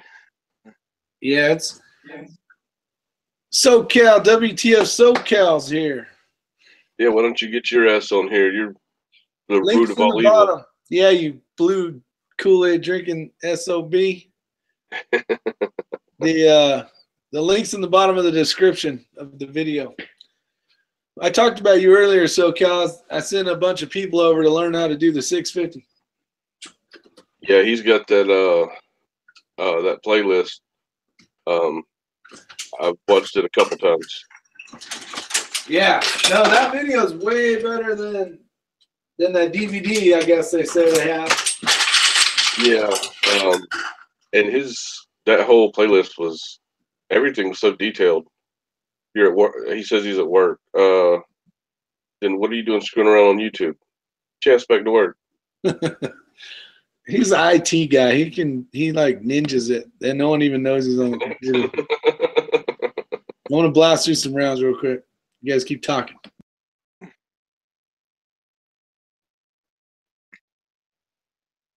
And it went silent. Man, nobody wants to jump in here. How about questions? John, how long have you been reloading? I've been shoot, man. I honestly don't know. Probably, I don't know, 10, 12 years, I guess. It's just been off and on. You know, mostly the larger rifle cartridges. I was like, if you look at like a cheap box 30-06, they're $20 for 20 of them. You know, and I'm a kind of a deer hunter, and I found out I could reload about 100 rounds for about $60. So that's one of the reasons I got into it. But yeah, it's like a $40 savings for 100 rounds. Yeah, I just picked me up a 30-06. It's a Remington 742. 742. Yeah. My deer rifle's a 243. So that was going to be one of the rounds I want to start reloading as well. But definitely I'd like to reload for the 30-06. And I'm thinking about building a AR-10. So definitely want to reload for that. What I've been using in my 30-06 for the, I don't know how many years, probably 10, 12 years. You know, it's got some recoil, and I've always attributed accuracy to cutting down recoil and you know, maybe even increase the velocity. So I've actually been using 125 grain bullets. I mean, that's a lot for a 30-06, and but I guess for the past 10 to 12 years, I'm probably going to do a video here pretty soon about, because I took it back out to the range for a local guy who was asking about these rounds, but I was using Nosler ballistic tip, 125 grains with boat tails. And I took it back out to the range, show him what kind of groups I could get, which the grouping's not great, you know, but I mean, it's enough to kill deer at 200 and 300 yards. I mean, it's good enough, but I really like it. I mean, every deer I've hit with those, it's like it devastated the deer. Like they supposed, I don't have a chronograph, but they're supposed to shoot anywhere from 3,000 to 3,100 feet per second. So it's a speed demon for a 30-06. Yeah. Well, I see Pops just joined the chat, and Nick Hops is in the external. That's cool. Hey, Nick, how you doing, buddy? What's up? Nick Hops is one badass son of a bitch shooting massive. You ain't kidding. He is a machine. I've never seen anybody shoot like him. Mr. Pops Quest. What's up? Hey, I just came on here in case you screw something up. I can help you. Good. You should. You should. We've been having a lot of fun. We had the reloader dude was out there, but he's too scared to come in. But I'm just stirring the pot, trying to get a fish. But no, that's cool. Nick's here now. I haven't seen him in a while. Yeah. Yeah, I got it. I'm only on for like a couple minutes. I'm in the parking lot. I'm picking my daughter up from soccer. So Very cool.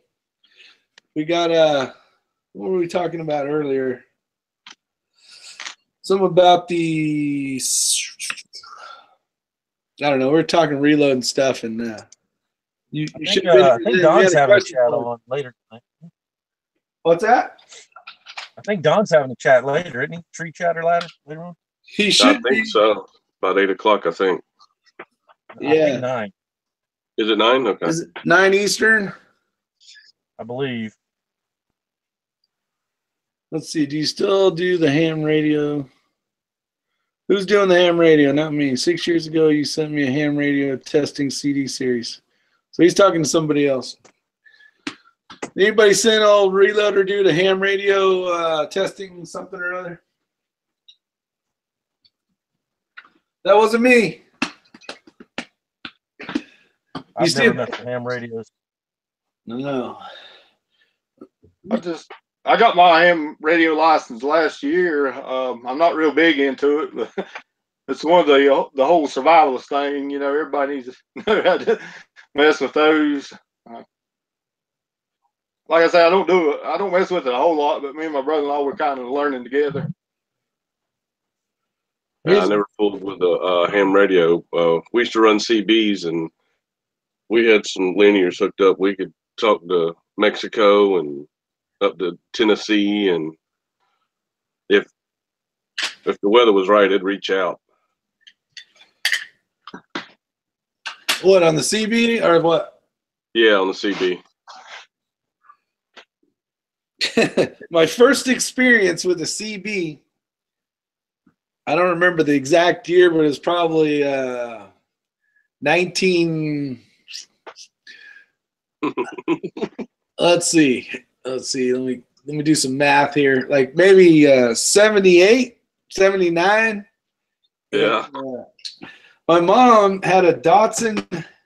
Was it like a 210 or some shit? It was like the little cars, this little brown, but she had a CB in that thing. And I remember she's like, I'm gonna go into the store, I'll be right back. So I'm like, all right, let's check this shit out. So I was fucking like turning the knobs and talking to people and stuff. But that was my first experience on a CB. Yeah, back when I was in high school, man, we started driving, we all got CBs, man. That was the cell phone back in the day. We'd all just after school stay in touch on CBs and stuff like that. Yeah, they're cool. When I was a little kid, it was my mom's boyfriend had one, and I remember him saying, you know, thanks, good buddy. And so about, I don't know, 8 years ago or so, 7 years ago, we had ours, and we were just talking, you know, between us around here, but we went up to Kentucky to go hunting, and there was a traffic jam, and I got on there and asked what was the holdup, and this trucker responded, and I said, thanks, good buddy. He said, they ain't gonna be all them damn good buddies. Like, what the hell are you talking about? Apparently, a good buddy is some shady shit they do at a truck stop.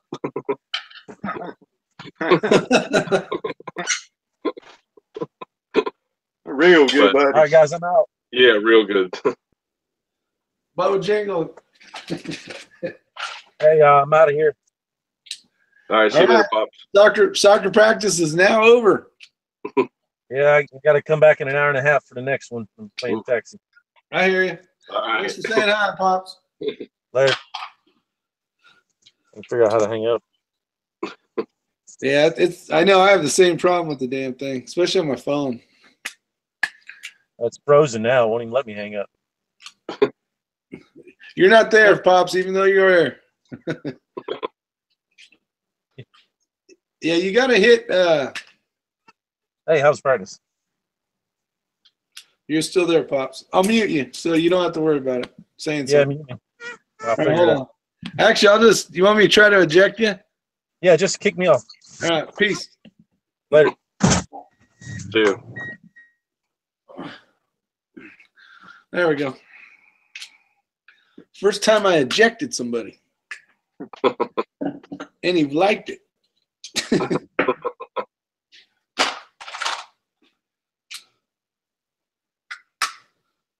These things. Things aren't perfect. Yeah, Papa, that's exactly the way it was explained to me. Let's see. The only problem with CV is that there is a disaster with CV channels.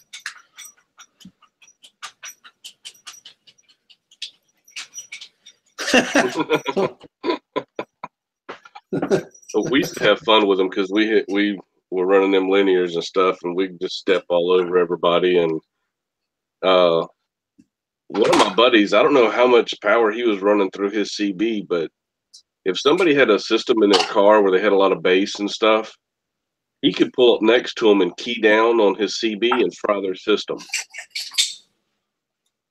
Yeah, and I've heard of that. Yeah. Same thing with like remote controlled stuff. Like they were able to basically like make it so that the receiver wouldn't work. And like say it was an airplane or something. That thing would just take off because the guy couldn't turn it around. Hey guys, I'm gonna hop off here. It's been good talking to y'all. You too, John. All right, John. See you. Man, I've got so many channels I've got to off of this thing here. Yeah. Hey, Nick, you should jump on here. The link's in the description. Oh, yeah. Let's see if you've been shooting lately. Sure he has. Yeah, that was ridiculous. I've never seen anybody shoot like that in my life. He's a good shooter. Yeah.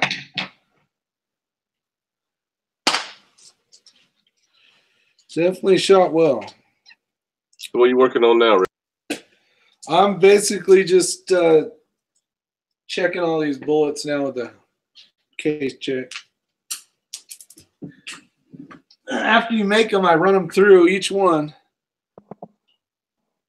And see, like this one, I'll give you an example. So that one basically goes in, but then I can go like that. See that little pop, that little click there? Yeah. So that will make it in the practice ammo. Yeah. That won't go in the competition one. I think it was Rob that did a video where it may not have been him, but it seems like it was. He had one. It was an aluminum block, and it was like 50. Yeah, he does have one of those. Actually, I would like to have one of those, but I just haven't bought one. Those are pretty badass, but I don't see me needing that. I've got the single ones that I use, but those do look badass. They're cool. They are cool. Yeah, this one I just bought back in the day just because it had basically, it's got 8 different calibers. See, like that one there, look at that one. So that goes all the way in. Yeah. And then it comes out. So that one goes in the competition bag. Because either way, you're going to shoot them, right? But if you have a little malfunction of some sort or something, you know, and it's in the practice ammo, it ain't a big deal. Yeah. But if it's in the other ammo, it could be a big deal. It's not so much for me because I'm not that good, but like for the guy that needs that 1 second, it may give him a, you know, from 3rd to 1st place or something. Like that's they're like, that one's a perfect one. But I do it that way because you got to have practice ammo anyway, so don't matter. Hey, Kyle, thanks for the sub. You end up with a bag that goes to the competition, or you end up with a bag that goes to the practice. Yeah, those are the lipstick bullets. Yeah, Acme bullets. Yeah. Yeah, I'm eventually gonna do that. But like I say, those berries, they were so damn cheap. I think they were like right about the same price as the them red ones. So okay. And I think there was free shipping or something on it. Dan might remember. He's out there. He might remember. But I think we put it in the text. I don't know if you saw it or not. There's so many texts flowing through there, but I think it's hard not to miss some shit, but yeah, I think I did see that one.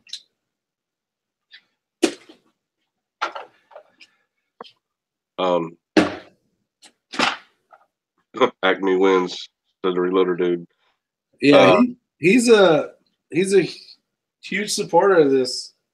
Yeah, I saw where he's got I think it's a 10% discount code or something like that on his. No, his is gone. No? Now it's gone?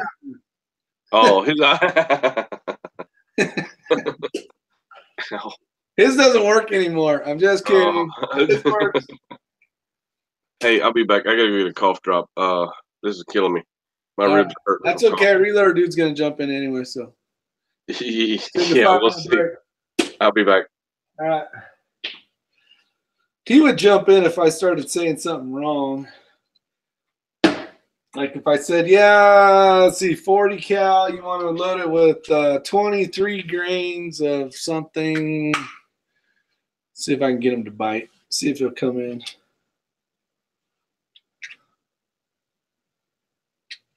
Probably not. All right, let me make a few more here. Let's go out here. Not the average Joe. If reloading once fired 40 shot through a Glock, you have to watch out for the bullets near the head of the case. Yes. Let me see if I can find some. Because I shoot a lot of Glock. Actually, lately I haven't. I don't know if you're going to be able to see that or not. All right, so look at this part of the case. And then as it rotates, you'll see, you kind of see it right there. It's not as, let me see if I can find one that's really,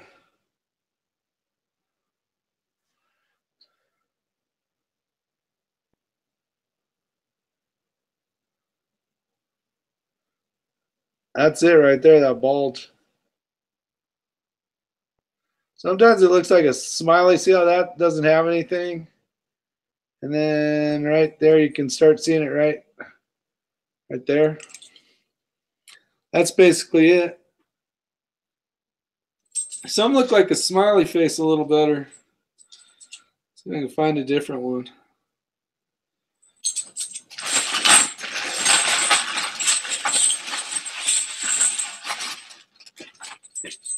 Let's see if we can find a really. That one's pretty good.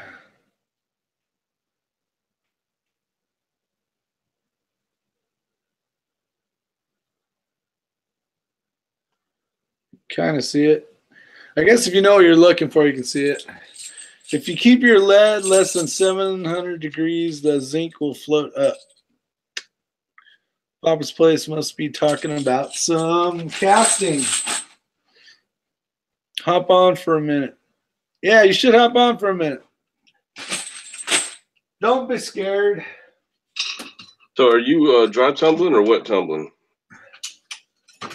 Well, lately I've been doing both, but well,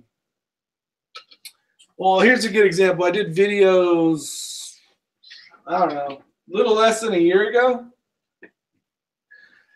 where I'm wet tumbling with just Let Me Shine and Dawn. No, I'm not using any stainless media, and I'm getting pretty good results. But I'm actually doing it through some of these bottles here. I don't know if you ever saw that video where I did like a fake commercial. If you buy 2 and all this stuff. But that works fine. I don't have a wet tumbler actual system. So I've been doing it in pure leaf bottles, and it seems to be working good. But other than that, yeah, either that or I'm doing media, dry media with the tumbler. Depends what I'm doing. Yeah, because I was thinking about going to the wet tumbling. I like it because you don't have any dust. Yeah. So here's something.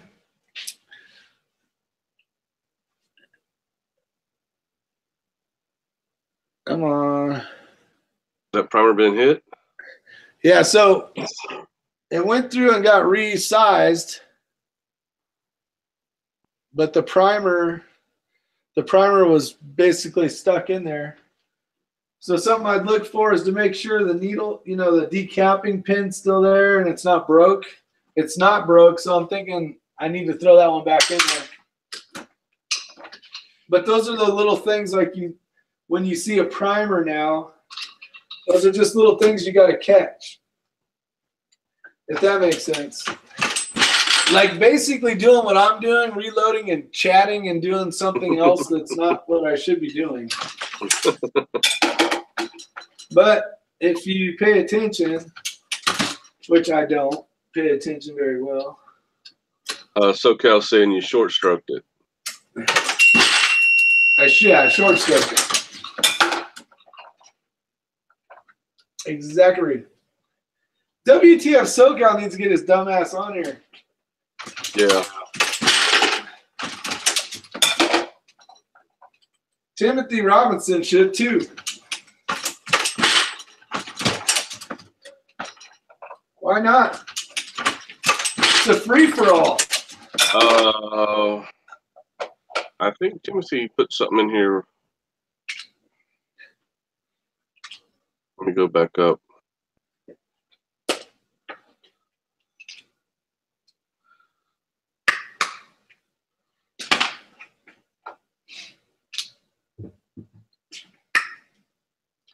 I thought I saw Timothy put a comment that he couldn't get on right now.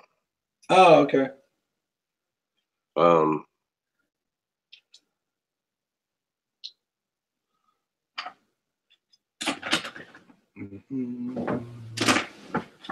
What else we got out there? No camera here.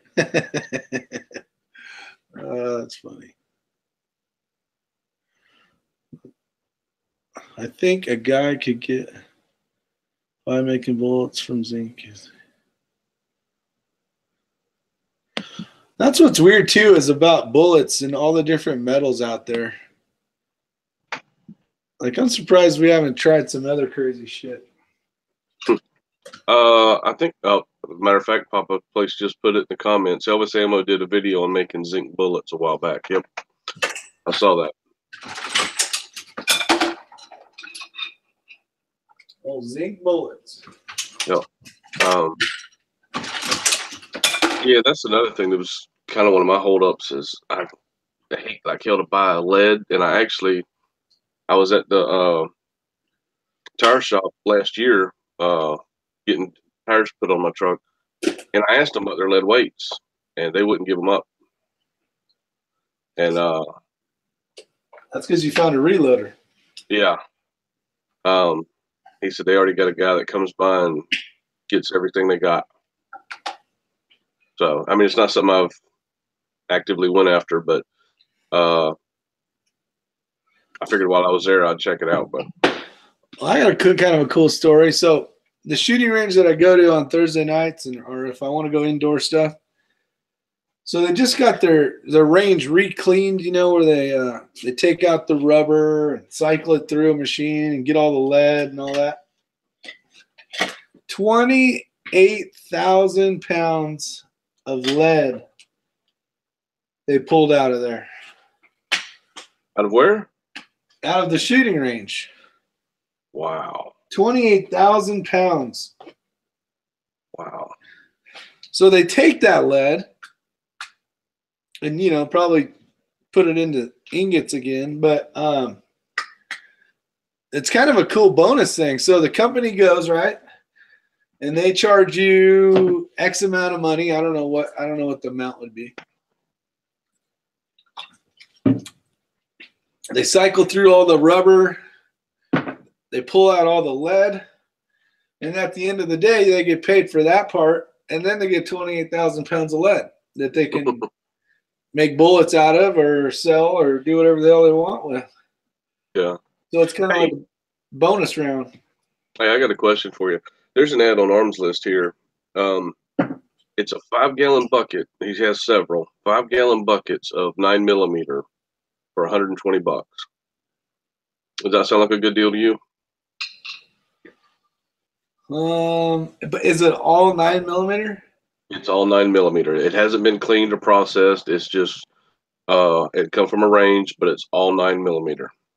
I think you'd be better going to a range and just buying a bucket, because this last bucket here, well, I don't need to pick it up. You know what the hell a bucket looks like. You know, it had a heap on the top, right? Yeah. I would say the majority of it was 9mm, but I only paid $40. But I got a deal too. But it, you know, it had everything in it. 40, 45, a shit ton of different stuff in it. But yeah, I don't know, maybe some of these guys would have a better idea, but I think I could get it. Me personally, I could get it for a better cost. Well, the ranges around here, they do not want you getting their brass, and they call it their brass. I keep my bag open and on the floor, but while you're shooting, they'll have one of their people come by with a bucket, or not a bucket, but a big snow shovel, a wide snow shovel, and they're just shoveling ammo out past the firing line. And you're not allowed past the firing line. Yeah. So can you tell them, like, I reloads, don't touch my shit? Nuh-uh. They don't want to hear it. So I'll shoot for a little bit, and like I say, I got my ammo bag there on the floor open, and I'll grab the shovel and just start scooping stuff up and throwing it in there, and then go back to shooting. But they'll come behind you if you ain't watching them, and it'll be gone. Damn. And yeah, and they don't sell any of it. They've got someone that comes and gets it, and so. Now I have heard of this. The newer ranges have like a grate floor, so when you shoot, it goes into the grates, which is kind of cool because you don't step on it. Yeah. You know, and ruin it, but you can't get to it. So it's like a big ass screen, basically. It's like you're a chicken in a chicken coop. And all the poop drops through, which is the shells, and you can't get to the stuff. Yeah. Yeah, I hadn't heard of that before. So that's kind of the bullshit.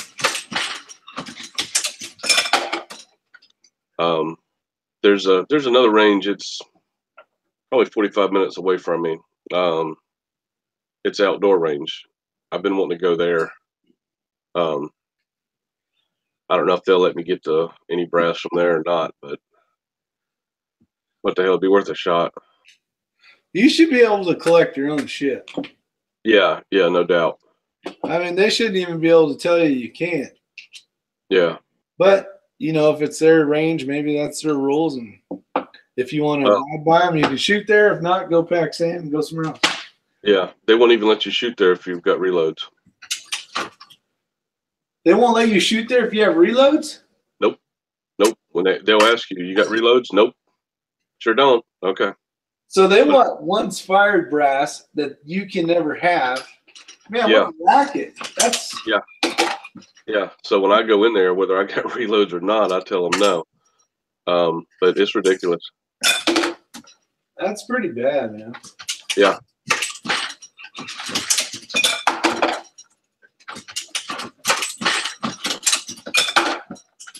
Yeah, because if I go, like, say I'm shooting and, like, we're running a course where it's not you're in a lane, The guys that reload, so we'll sweep all the ammo to the wall. Not the ammo, but the cases. And then the guys that reload will grab whatever they need. Because most people don't reload, so we're like, hey, do you mind if we have your brass? And they're like, no, I don't care. And then, you know, we'll take it or whatever. But yeah. Yeah, I need to check this other range out and see if I can do something. But it's hard to get any brass around here. There's a farm down the way. It's probably got a bunch of brass. Yeah, I'm sure it does. I wish it was closer. I know. Trust me. I wish it was closer, too. I'd love to get an invite and go do some more shooting. Yeah, that place was awesome.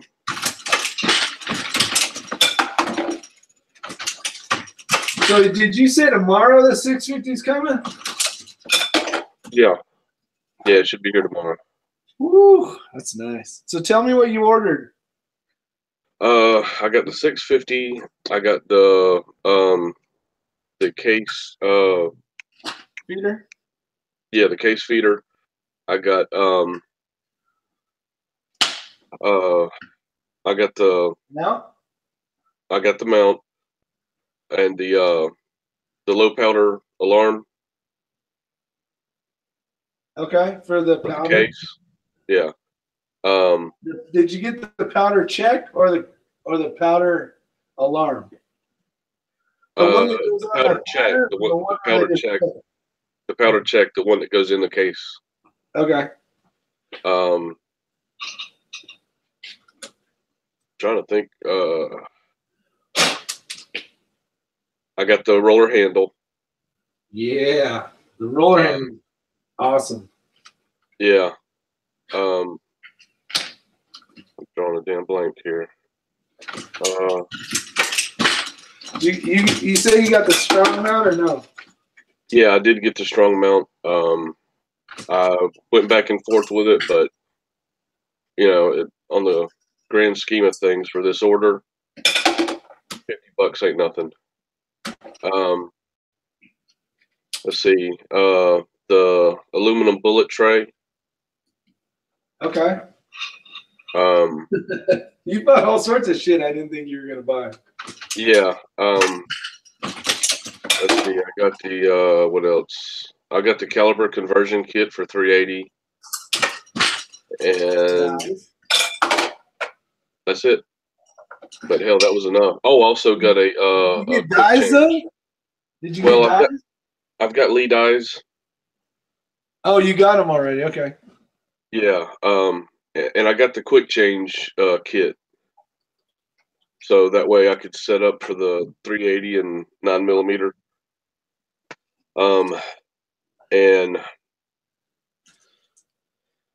that's about it. That should give me everything I need to reload 9 and 380. So, and that's all I have right now to reload. So that takes care of what I have. And then I don't know if I'm going to do 38 and 357 next or jump into 223. Tell you what, rifle rounds are a whole nother beast. That's what I hear. It goes from fun reloading bullets to fuck. I got tons of 223 cases over there that I need to do, and they're still over there because there's a lot more shit that's got to happen.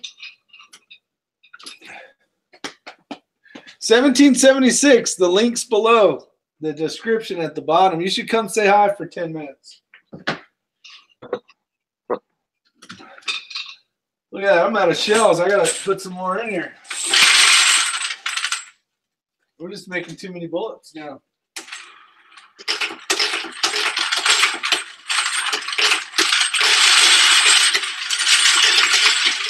It's like a slot machine. I just won.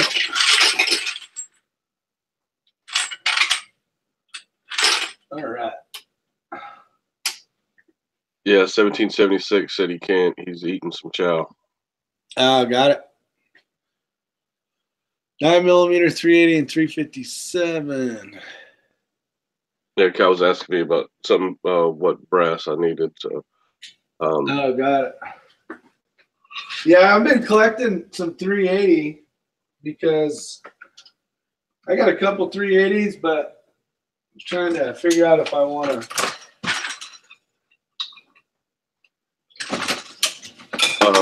Spend Kyle, energy.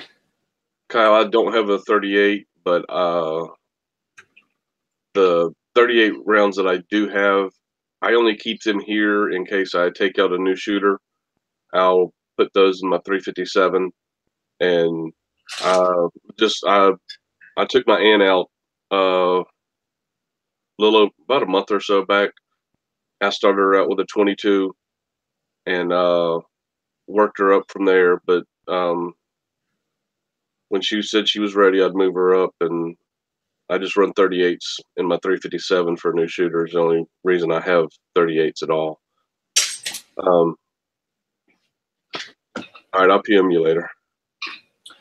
Hey, Mossy, I would say one thing that I enjoy that I'm glad I did when I first got the machine was I put a date on it, basically just on this piece of paper, you know.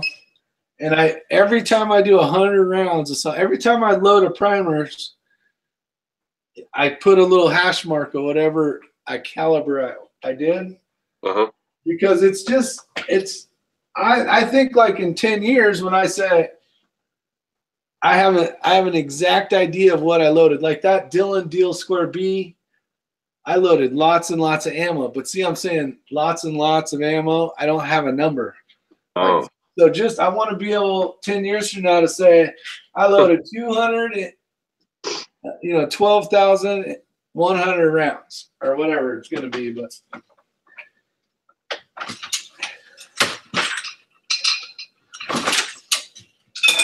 you know what I'm saying? Yeah. I was wondering what that was hanging up there. What the hell? What happened? I don't know. This must have been in my bullets, in my cases. Oh, wow. I'm guessing. All of a sudden it was just there. I'm like, what the hell? This thing's making bullets, the whole damn thing in one step.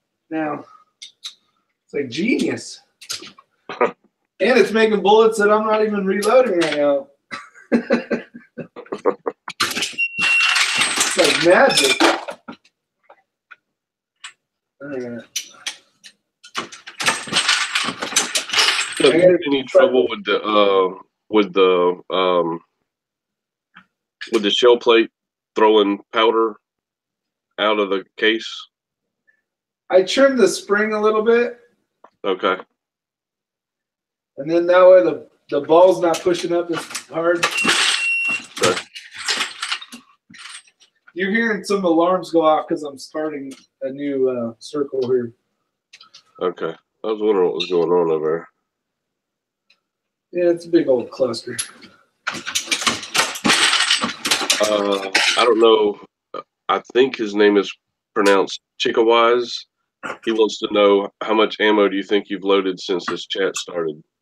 It hasn't been very much because I've been loading like a little bit and then I'll come over here and I'll case check it. But I've loaded 200 rounds so far.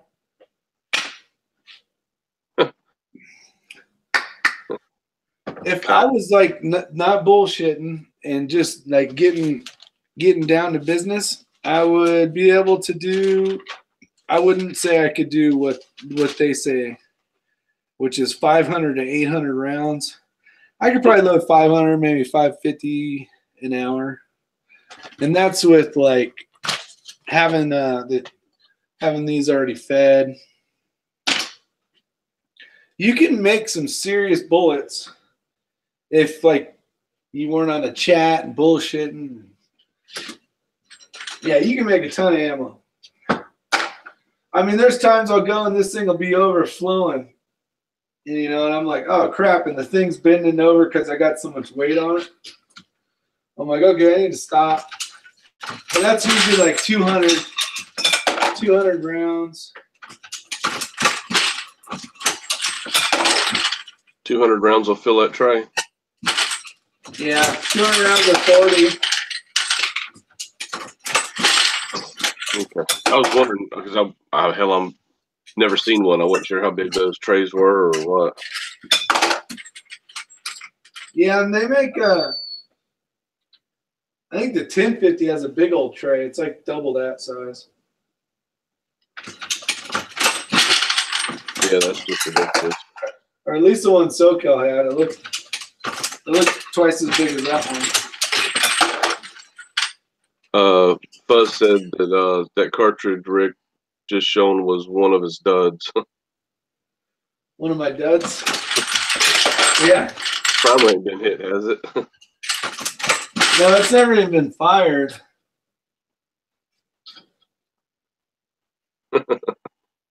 It's new. I would call it a dud though because it doesn't fit in the case check. So there was some reason why that. Yeah. Oh wow. Yeah. I mean, it goes to there really, but wow. There's something magically wrong with that. Yeah. We'll put that in the screwed up bucket. That'll be good for the farm. Yeah, I'll put that in the fire. Yeah.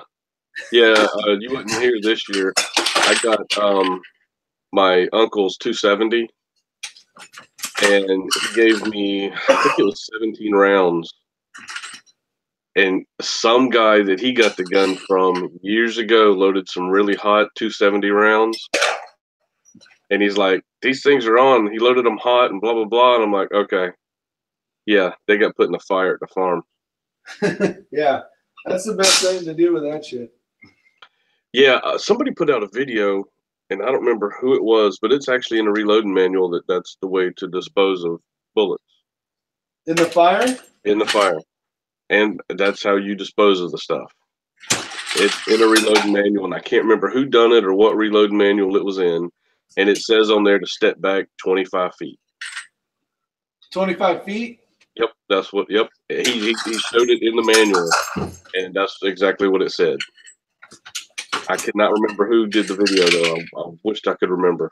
Well, there's been a ton of actual studies done. I think it was like NFPA or some fire. It was basically done on fire. It was firefighter like deal. So they took tons and tons of ammo. So like I don't remember what company it was, but Federal or somebody sent them a bunch of ammo, and they lit it on fire, and they basically like lined it around with cardboard, and then like wood behind that to see what it would penetrate.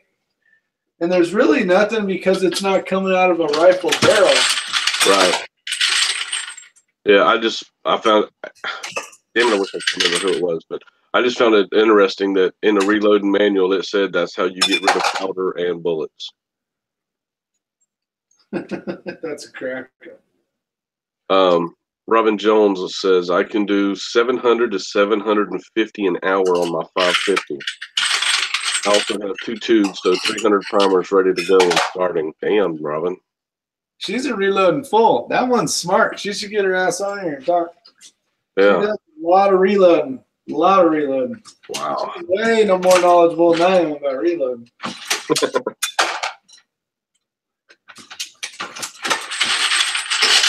She knows all about your powders and all that stuff. Yeah, that's one of the things I don't know anything about. It's all the different powders and You hear that noise? yeah. What do you think that is, Mossy? I could not tell you. Well, it's your primers. It's your primers. Yep. Yeah, I can see. Yeah, I can see that. You definitely want to do that too. Yeah, I don't have a 45 case, so I'm gonna have to wait. What do you want me to mail you one?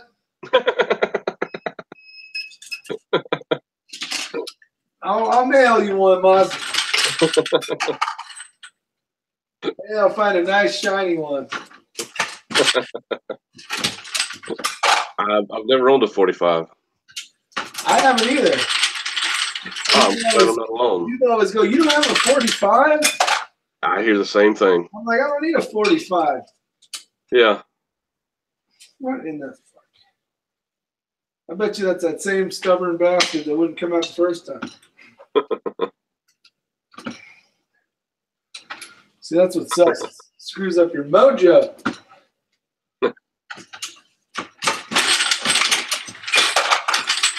All right, I'm almost done.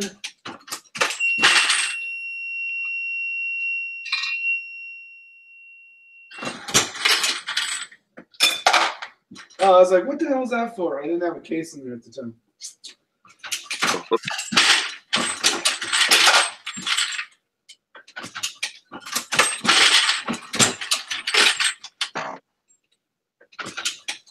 Yeah, I don't think Robin's going to get on. So did you tell the wife how magical this 650 was going to be, and like you were going to be able to save the world and conquer the world and everything with it? No. She didn't give a shit? No. Okay, Robin said she's got 345s. Who does? Robin. Oh, Robin? Yeah. Yeah, it's got quite a little arsenal. It's only got one Glock. That's unfortunate. And it's a 40, I think. Yeah. Actually, I'm down to one Glock now, too. I need to get rid of a few. I had 219s, and then my aunt, she liked that was one of the ones I let her shoot when I took her. And she was wanting a carry gun, and she helped out so much with my dad last year. I gave her one of my 19s. That's nice. So I'm probably going to have to find another one. Yeah, put it on the list again. Yeah. I'm going to shoot that CZ P10C. Yeah, that does look pretty nice. I was thinking. Go ahead. I want to try that trigger. I've heard it's really nice. Let's see. The only one CZ I've shot is my PO9, and I love that thing. The PO9, yeah. I want the 7. I want it to be my next. Yeah, I was looking. Yeah, I was looking at those too. That's on my list too. But everything. Hi guys, I'm back. Hey, Kyle. Got your phone plugged in now? Well, it's been plugged in for a minute. I had enough battery, but yes, you're correct. It is still plugged in because I didn't have that much battery. The thing about going with Dillon's, you will need extra primer tubes. It's fun to always have them sitting there and loaded with what you want. You know, you have small, large, whatever. But here's a recommendation. Be sure and mark them. If you're going to preload them, mark them small pistol, small rifle, large pistol, large rifle. That way you know. I'm not extremely positive in the difference between pistol and rifle primers. I've watched a lot of videos where it says that there's not any. So keep on the lookout for that, but just mark them. I just took a Sharpie and wrote small pistol, small rifle, large pistol, large rifle, whatever. Wrote it on the side of the tubes. Just keep everything separate. That way you know. Go ahead and buy you an extra set of damn tubes. That way when you get in a mood like I was the other night, I was a little on the upset side due to ex-wife issues. But yeah, I banged out 750 rounds of 9mm in like no time flat. It was like 45 minutes. I was just click, click, click, click, click, click, click, click, you know, pulling on the handle of that. and it was a good feeling because I kept dumping the bucket into my ammo can. You know, it was good. But that's just something to keep your eyes out for. You're going to want extra primer tubes, and you're going to want to mark them if you're going to keep them loaded. Yeah, I'd put the extra primer tubes in my cart a couple of times going through Dylan's website, and I kept kicking them out and putting them back in. And finally, I was just like, nah, I'll wait and do that later. I have a couple to go. They've got a package. They've got a package, I think, of 4 of each. Is that right? I mean, I can go get the magazine. I was just looking at it a minute ago. But I think they have a package of 4 of each, and that, with what they send you, that should get you there. Yeah, I dropped so much money getting the press and everything here as it was. I just figured I'll wait on it. I know, brother. I understand. Trust me. I understand. I figured, hell, that thing's going to go faster than I can go anyway. So what I got coming, it'll be good for a while. I'll do more later. You're going to be golden. You're going to be golden. Yeah, you won't need much. You won't need anything, really. I mean, that's what we got. And you know what? I use the same one, and when I run out, I kind of use it as my break time. You know what I mean? Different movement. Yeah. So I don't even load more than one. I mean, I think there's 4 or 5 there, and I usually just use the same one. Yeah, and the problem with it is you can sit there, and it's so ergonomically correct. You can just go and go and go and go. But eventually, you're going to want to stand up, get away from the press, walk around, maybe smoke a cigarette. I don't know if you smoke, but just you're going to want to get the hell away from it for a minute. And that's generally the time, like he said, that I take the time to reload some primer tubes, just to give you a different feel for a minute. And then you sit back down and you go for 30 minutes, and you're going to be amazed at the damn ammo that you make. Yeah, when you have one of these all full, you're going to be like, damn, that would have took me 6 hours on a freaking single stage press. Yeah. I haven't reloaded anything in months just because this single stage is just, I don't have the patience. Everybody said start off with a single stage, so that's what I did, but it sucks. If I had to do it over again, I would have tried to go with a progressive. It sucks. Well, it's not that it sucks. No, it sucks. But it did teach me the process, for going through and all that. I kind of get that, but I don't have the patience for it. I've got a buddy that I work with. He's a reloader, and he's an elderly gentleman, and he is the best Eaton Fuller transmission man in the Southeast, bar none. So I mean, the man knows what he's doing. And he likes his rock chucker and all that stuff. Hey, come over to the house and we'll reload. All right. You want me to bring my press? Yeah, hell yeah. Well, you can reload this and I can reload that. Okay. Well, we just sitting there listening to music, having a good time cutting up, not really making bullets, just, fellowshipping, if you will. And his wife came home and looked in my bucket. Looked in his bucket. She goes, "What the hell's wrong with you?"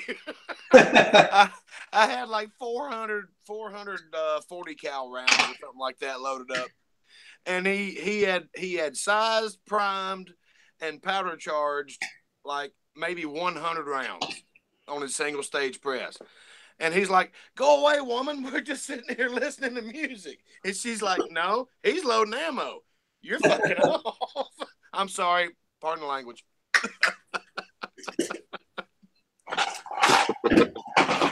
Yeah, if you want to do more shooting and less sitting. Right. Thank you, sitting.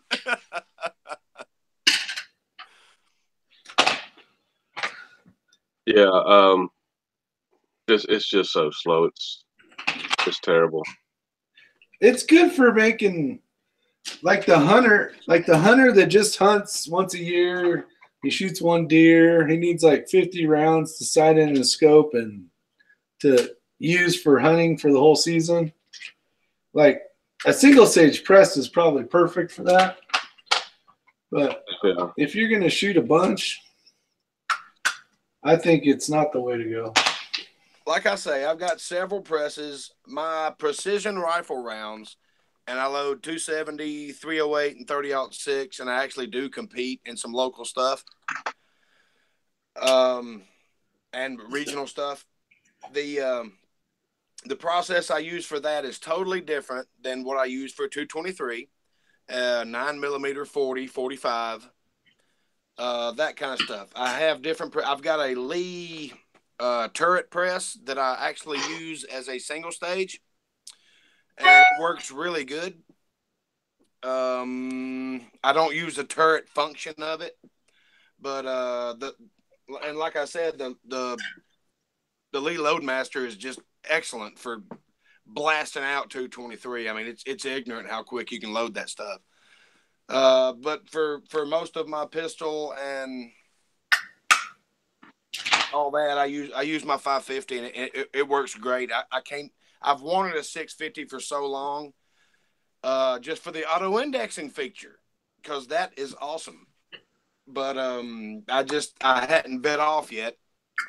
I've been playing around buying other presses. I've got a single stage Lee press. I've got the turret press. I've got the Loadmaster, and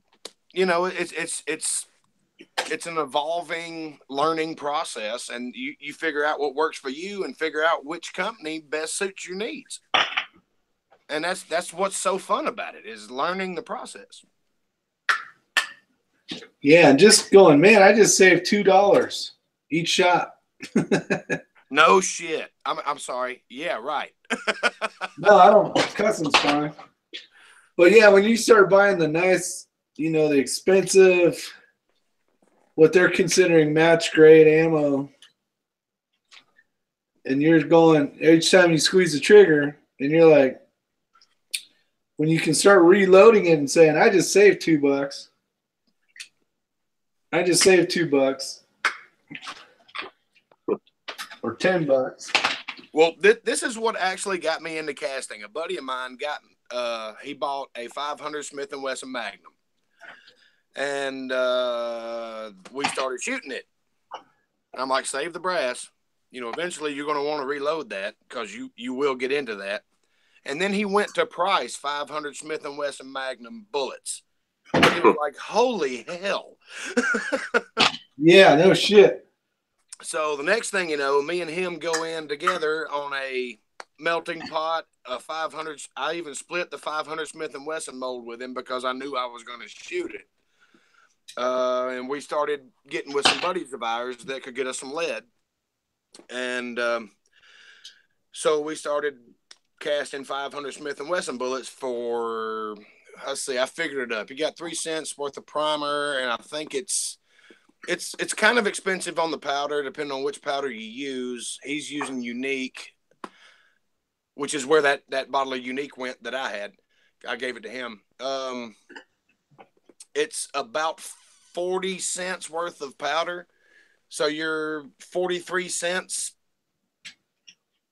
a shot instead of $2 a shot. So yeah. It didn't take him long to pay. He bought a press and everything like that, and he's reloading his garage right now. And he's like, man, every time I pull this handle, it's saving me $1.50. Exactly. Like savings. Yes, sir. Yes, sir. And that's what got me into casting. And since then, I cast for my 30-06, my 308, 300 blackout, 9s, 40, 45s, 223, even loading some double-aught buck just to play with, and other things just to have fun, see if it'll work. And it's a really fun hobby. I'll sit on the back porch and fire the thing up, especially on a cold day. You sit on the back porch and you got this 800-degree furnace in front of you, kind of keeping you warm, and you're just making bullets. I mean, that's all you're doing. And here in Georgia, we've had some stupid cold days. It's been like 7 degrees and 14 and stuff like that. And we actually have another cold front coming down. it's going to make beginning of next week pretty fun. So I'll probably be casting then too. Well, I got a question for you two, since both of y'all reload. Now the reloader dude said everyone should have a single stage press. Now I was going to get a reload or a die puller, bullet puller die for my single stage and have it mounted off to the side. But I mean, other than that, and loading precision rifle ammo, they say that's good to do it that way. Is that it? Is that about all it's good for, or what? I mean, well, I hate to say it that way, but well, I understand what you're asking. I use my 550 right here for. I'll turn it into a single stage press. That one, when I'm loading precision 308 and 270 and 30-06, not just in mass production, but I'll also use it as a single stage. And I hand charge everything. And I mean, it's essentially, if you can get one of them, what is it, the Lead Challenger or something, it's like $28 or $32 or something. If you've got space on your bench to mount it, it's worth it $30, you know. I'll be right back, guys. Keep talking. Okay, brother. Smoke break. It's worth the money to go ahead and get a single stage press, because there's a lot of functions that you're going to use one for. Then it doesn't take that long to set the dies up once you're familiar with it. And most of the time your dies are almost set. If you've already set them up once, they're really close. When, you know, if you have to unscrew them and screw them back in, they're really close. I do not own a true single stage press. I've got a Lee, that 4-hole. I use that for my oddball stuff. Like, I don't even own a 44 Magnum, but I load 44 Magnum for a buddy of mine that gets me lead. And, you know, I bought the dies and the molds and all that stuff, and I'm making bullets for him. But he's really getting me a lot of lead. As a matter of fact, there's like 6 5-gallon buckets I have yet to go through upstairs. So it didn't bother me at all to spend the $70 or whatever to buy the mold and the dies. I've given him a bunch of ammo. I enjoy sitting on the back porch casting. It's fun. Little 2-cavity mold takes a little bit longer. Now the Lee 6-cavity molds, man, you can blow some ammo out, man. It doesn't take no time at all. I mean, every time you cast, it's 6 bullets, not 2. There is no there's no downside to owning a single cavity press or a single stage press. No downside whatsoever. As a matter of fact, I wish I had one. I wish I'd have bought a single cavity instead of the Lee 4-hole turret press, because I don't use it the way it's designed to be used. I use it as a single stage press. Now, when loading precision rifle ammo, because all of my dies are already set up, because I use the exact same bullet, the exact same, you know, crimp and everything like that. I do that on my Dillon, just for the sole reason that everything's already set up, and all I have to do is whoop, slide a new tool head in. That's it. I use a Hornady auto measure, and on my rifle bullets, it's down to I check it on 2 scales. Once I load or 3 or 4 charges, I'll check it on 2 or 3 different scales, and they all match. I calibrate all of them. The Hornady is dead nuts on. It's a little expensive, but it's dead nuts on automatic powder measure. And then I just put the tray on there, wait for the charge to get done, and then dump it in the case and seat the bullet, crimp it, done. And that's the way I do it. What all have you been reloading? The only thing I've reloaded so far is 9mm. I just started last year. Okay. What rifles do you have that you're looking for precision out of? I know you was talking about building an AR-10 and stuff like that. For precision, right this second would be 243, and Possibly the 30-06 if I keep it. I'm 243 is what I hunt with. Down here, our deer, they're about the size of a German Shepherd. Most of them. We do have some I monsters. understand. I'm a little bit north of you.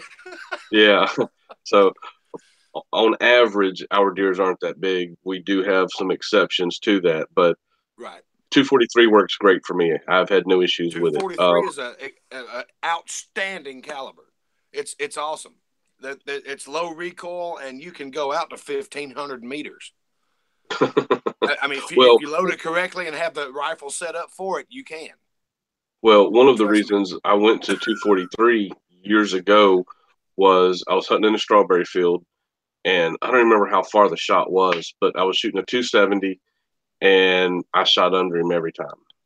And Really? I got to looking at ballistics, and the 243 was a lot flatter shooting around, and wanting another rifle anyway. So I went to a 243, something flatter shooting, and right. It doesn't have the power of a 270, but anyway. Do you remember the twist rate on the barrel of that 243? God, no. Okay, all right. Because I've acquired a bunch of pieces to reload 243, and what I found out was the 243 that I had at the time would not work. The twist rate would not stabilize the bullet. I was keyholing stuff at 100 yards, and they weren't even hot loads yet. Yeah, I had to use like a 85 or lower grain bullet. I wanted to use 105 Hornady AMAX because I have shot rifles where you can hit a 12 by 12 steel gong at 1,500 meters. You know, as long as you know what you're doing, you dial everything in, bang, done. Yeah. Wow. 243 is an extremely capable rifle. My problem with a 270 was I found the rounds were so fast that they'd go through the deer, and the deer never even knew it was shot. And it'd run for a quarter mile before it'd fall down. Hello, ma'am. Hey. Hey, Robin, how you doing? Good. Can you guys hear me? Oh, yes, yeah. ma'am. Robin. What's up? What's up? Not a lot. What is going on? Oh, not a whole lot. Now we got another reloader in here. Hi, Robin. If there's any ladies out there, you can be a reloader too, because Robin is. Robin, what all do you reload? Oh, gosh, a little bit of everything. On the Dillon, I pretty much just load 9 mil, 40, 45, and 223. Okay, are you a 650 person as well? No, 550B. 550. All right, cool. Yeah. That's why I bought the 550, because I wanted to load 9mm, 40, 45, and 223. Yep. So for my rifle calibers, we all do that on single stage. So okay, so you were kind of agreeing with what I was saying a minute ago then. Yeah. Ish. I mean, that's a lot of switch. I'd have to get another Dillon to set up for all the large primer stuff, because it's kind of a pain in the butt to switch the primer tube thing over. Another 300 rounds, ladies and gentlemen.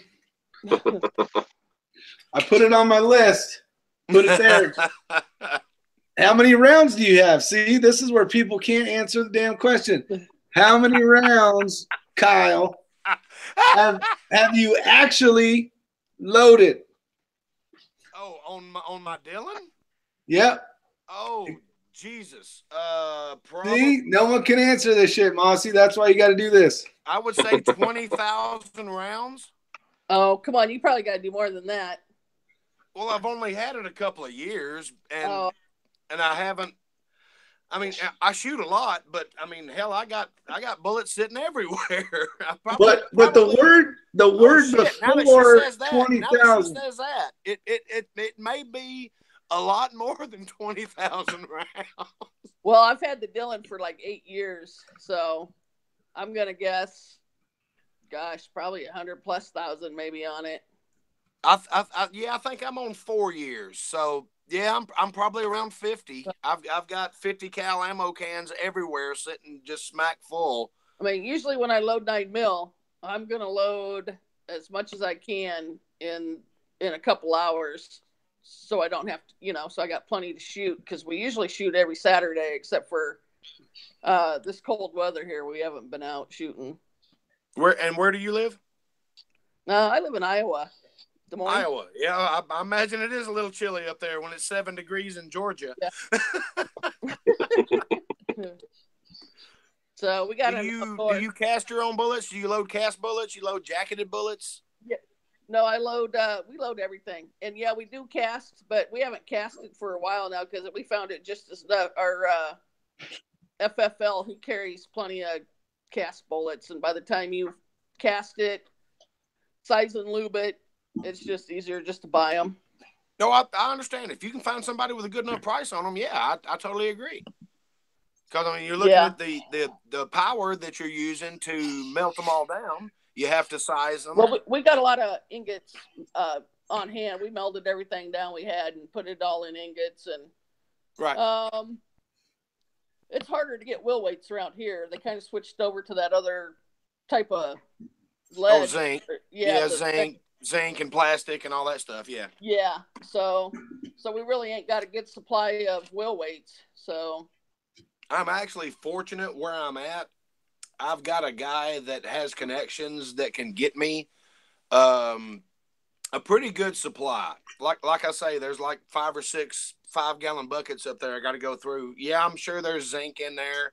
I know there's iron and all that. I'm going to end up with probably about 3 5-gallon buckets full of lead, which should yield about 600 pounds. Yeah, we got some linotite we throw in with it. We got like a recipe, like for our ingot size that we make. We put like 2 ingots to 1 linotite, and they come out pretty good. Okay, what is your BHN, or do you know? I don't know. Okay, all right, that's totally okay. I'm just looking for some for Robin out there. So, but when we cast, we usually cast it. I think it's a 4-cavity mold for my 9 mil. Our other molds are 2 cavities, 2-cavity molds. So you're running like a Lyman or a NOE or something like that mold for your 9 mil? No, we do RCBS. Okay, all right. Older RCBS iron mold. Yeah. Okay. All our stuff is RCBS stuff. Okay, got you. Hey, Robin. Chickawise, I think that's how you pronounce it. He wants to know what's your preferred brand of 9mm bullet. My 9mm that I prefer to shoot? Yeah. Casting or otherwise? He didn't say. He just said your preferred 9mm bullet choice, if any. Preferred brand is always homebrew. Yeah. Moonshine homebrew. The mold that I have, it's when I do cast 9 mil, it's 124 grain semi-wad cutter. But I load, and when I buy them, I buy 115 grain. And I'll buy anything from round nose to if I want to get fancy, I'll buy some Nosler stuff, but that'll be for more like defense ammo when I buy the hollow points. Hey, Rick, the reloader dude finally joined us. Hey, well, it is about did y'all time. see this? The man, sunglasses. the myth, the ball reloading SOB finally shows up. My buddy, the reloader dude. Oh, and he left. And he's gone. And he's gone. What's up, brother? Hey, how's everybody doing? Oh, pretty man, good. just living the dream. I'll put my mic over here. Can everybody hear me okay? Perfect. Yeah, sounds good. Right. Sound like a radio host. I love it. I used to be a radio host. That might have been the reason I said that. I have a face made for radio. Hey guys, give me 1 second. I got to check on the kids. I'll be right back. Well, thanks for showing up there, mister. Hey, Hey, Daniel. no problem. Hey, how are you? Hey, Daniel. I'm just getting set up here. I need to figure out how to turn the chat on so I can see the chat though. Just open another one. Yeah, I'm on my phone, so I can't see the chat either. So open another one and go watch it over there is what you're telling me. Yeah, just go basically open another window and then watch it on that one. That way you'll see the comments on the side. And you can even go and punch out where the 3 dots are. You can click that and where it's just the chat part, and then you can close the rest of it down and you'll save some bandwidth. Okay. So that's the magic secret that I'm not familiar with. What's that? The shut the one part down deal? I don't know. It's like the whole 3 dots thing. Is that like the 3 shells thing on Demolition Man? I mean, if you click on the 3 dots, it'll say go to channel and something else. You left click it and it'll say go to channel or report, but you can click on go to channel. You can go to that person's channel. That's how I pulled up your channel a while ago. Oh, it's the 3 dots on these little squares when everybody's talking. No, but if you go to the top where it says live chat, or maybe it's just on mine. No, well, it's on the top of the live chat. Hit the 3 dots and hit pop out. Pop out chat. Like I told you guys, I'm on an iPhone. Does that matter? Okay. Oh yeah, that won't work then. Yeah. Okay. I was gonna say I'm on my iPhone too, so I don't have any options. Okay, so it's not just me. Okay, all right, that's awesome. Okay. All right, I'm glad it's not just me. Yeah, sorry about that. I'm on my laptop, so. Hey, nice buck. I'm at work, so yeah, I'm not on. Oh. Yeah. All right. All right, I got a hat. Yeah, thanks. That's the only buck I've ever killed. And you got that in Florida? Yeah. Wow. Just a Lake Point. That's a nice buck for Florida. Ain't too bad. I've never killed a buck. I've seen a lot bigger on video on game cameras, but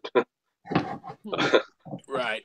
I've seen a few big ones out there, but that's the only one I've shot. Reloader, dude, your glasses are killing me, man. You look like one of them kids in that 80s music video. There, my sexy now. Crap. I got a hat on and I got my glasses off. What's going on, brother? I'm not even gonna recognize you. Who is that guy? I've chatted back and forth with you several times. Hey, this is me. I'm Kyle. How you doing? What part of Georgia are you in, Kyle? I am about 60 miles north of Atlanta on 75.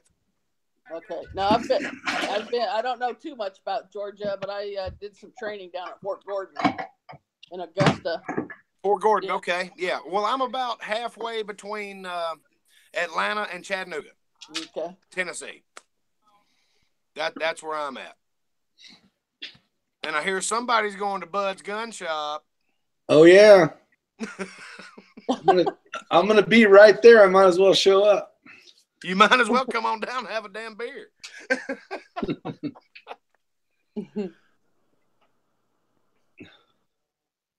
So what's the new project? How's that 40 cal revolver you got there, Mr. Reloader? Dude, that thing looks cool. It's a Black Hawk, I think. You got your mic muted. You still do. You got your mic muted. Unmute your mic. Oh, he might be talking to someone else. There we go. Okay. All right, there we go. It's a real nice pistol. Can you hear me now? Yep. Yes, sir. Yeah, it's not custom made, but Ruger doesn't just make those. You had to get it specially ordered and go through a Lipsy's dealer to get it. But it's a really nice firearm. It's really nice. I just got to noticing there's a hell of a glare on shit. I don't know. I'm new to this video thing. I got a picture for you to check out here. This is my friend ordered a pistol, and it takes like 14 months for it to be made. Let me see if I can get it to turn. Is that a 38 Super 1911? It's a 40 Infinity 2011. Oh yeah. I got a really small screen, so hang on. Let me click on it. I'm gonna let me see if I can get it to spin so it'll get bigger.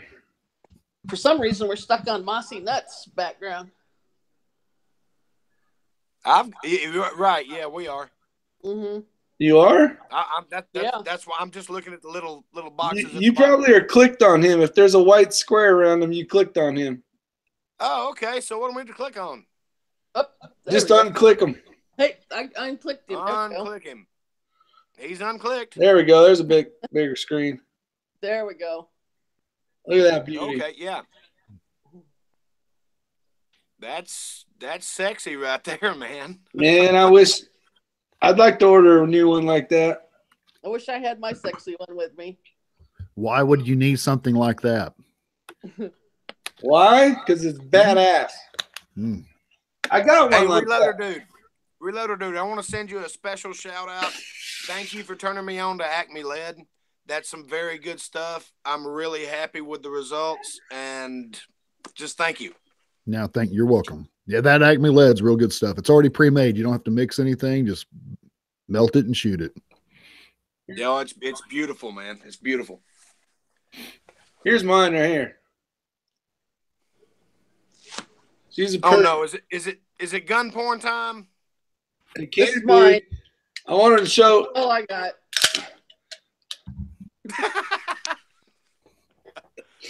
It's got the see how the front sight's built into the barrel? That is actually awesome. Well, it better be awesome. Yeah, it's cool. These are custom made. Look at the serial number. You ever seen a TV show with something like that on it before? Oh yeah, I used to watch that show. Do they even have it anymore? This was the 16th one of 16. Wow, that's awesome, man. Yeah, it's a beaut. Till you got to buy mags for it. $135 for that right there. Woo. But she is a sweet shooter. That's the ammo I've been making all night for it.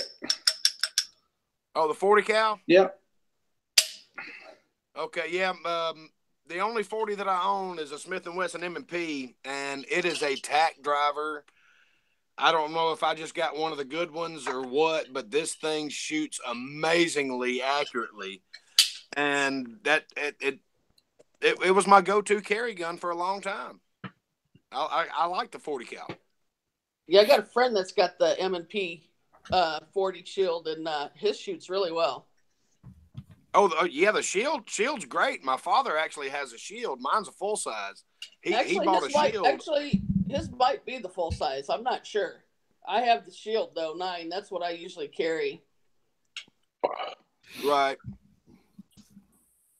I'm like loads of bacon. My everyday I'm never away from the house with it pistol it's just a Kel-Tec 380, and it actually shoots pretty good for what it is, but there's always something a little bit closer. Yep, I got I usually carry the 9 shield, and then for a pocket gun I got the LCP custom. Oh yeah, gotcha. Yeah. Yeah. Here, hang on. Let me show you guys something. Since we're doing this, hang on a minute. Hey Daniel, you're on mute. Daniel. That's my 3-gun firearm guy. Yeah, I try to keep it toned down a little bit. So how's that Desert Eagle of yours? I haven't. Well, I've shot it before when it wasn't mine, but since I've gotten it, I haven't done anything yet because of the weather. But oh boy, I touch it every day. Oh, I could have bought that, the Python and the Anaconda my first tour in the Navy, but I wasn't even into pistols, and I shot them, but I never went and picked them up. A big hunk of metal. Oh yes, it is. You got to have some big hands to shoot that bad boy. That's a big gun. Yeah, it's pretty big. I got a pretty good deal on it, so I like it when it gets towards Christmas time and some of your friends need some quick cash. Yeah, Christmas time, you're like, I'll take that off your hands for. Yeah, I was surprised. So, well, he got a really good deal on it to start with, so he was just in the right place at the right time when he got it. All right, Kyle, let's see it. This is what I shoot my steel challenges with. It's an hot rodded M&P. Hang on, let me see if I can get that. It's just an M&P 9mm. It's been hot rodded. I've customized the grips and all this other stuff, and I've stippled, done a lot of extra stippling and everything, so I got a really good hold on it, and it doesn't matter. And yes, it's empty. But it's a hot rodded M&P 9mm. I like the M&P. I got a 40 9mm. I have the 40, but I don't shoot it much. I bought the Crimson Trace grip for it, and bought a bunch of mags for it, and then I don't even shoot it. Okay, then let me have it. All right, well, you do some trading. Hang on, since I got the safe open, hang on, I'll get something else. I got two 40s. I got that 22 Glock, and then I got my P226 SIG. Nice.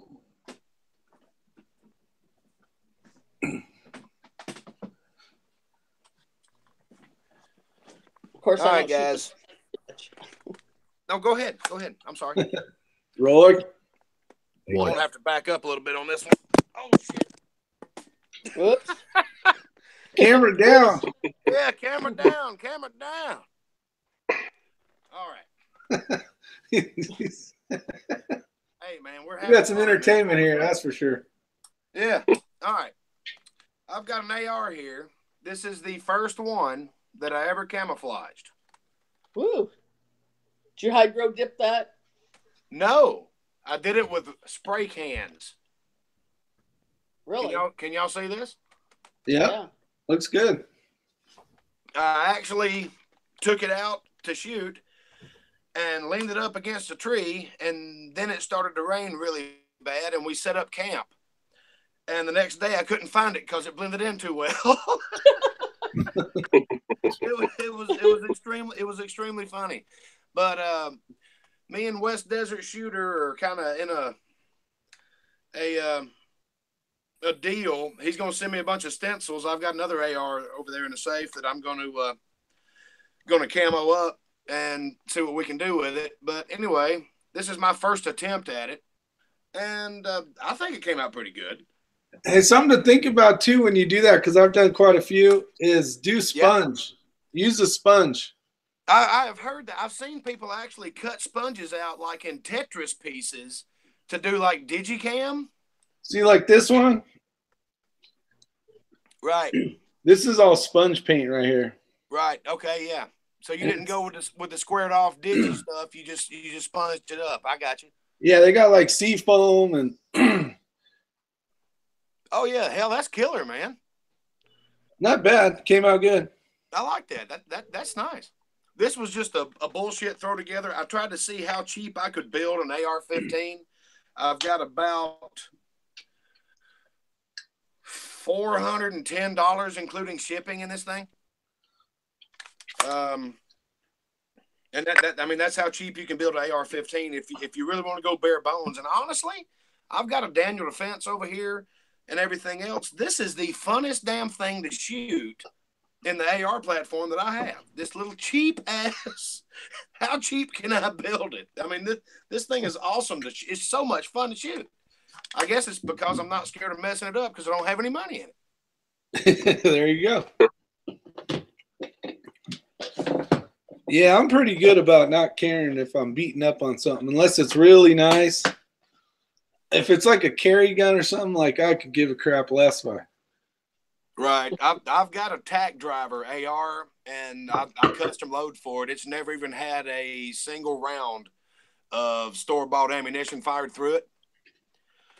The reason I bought it was strictly for custom loads, and I wanted a tack driver, so I started from scratch, built everything up, and there you go. But there's a lot of money in that one. I don't want to take it out and use it for a hammer. So yeah, exactly. Good point. Oh, I got a Kimber Ultra Carry 2 that I have, and I taking that thing apart's pretty hard, and so I kind of I got me some marks in it. So, but I couldn't get too mad since I did it myself and nobody else did it. So, yeah. But, how many matches you gonna shoot to this year, the Reloader dude? I have told myself that I'm retired, so I don't know. They've kind of messed a lot of things around on the Revolver Nationals and stuff like that. And I used to shoot a match a weekend, if not two. And I probably have only shot two. I've shot two major matches in the last 4 months, and that's all I've shot. I haven't been to any local matches or anything. So I really can't say. Does it seem like the revolver kind of deal's slowing down? Is that the reason why there's less of it, or what? The reason why the revolver there's less of it is because everybody wants instant gratification. And so everybody puts a red dot on their open gun and goes out there and shoots, 20 round magazines, 29 round magazines, and runs through there.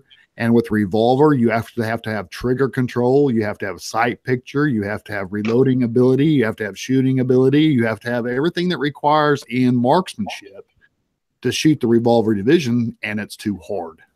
And so a lot of people get out of, or don't want to try revolver because it is difficult. It's just, if there's more to shooting a revolver than, I also shoot limited. A lot more reloads. Right. I also shoot limited production. And I had one of the guys that used to kind of laugh and giggle on that because, he was 28 years old and thin and young and liked to run around real fast. And he always used to say, how good he was. And so I brought my limited gun out and showed him how good he really was one day, because if you can shoot a revolver, you can shoot any division. I mean, especially the open shooters. They're not shooters. They're out there playing a game.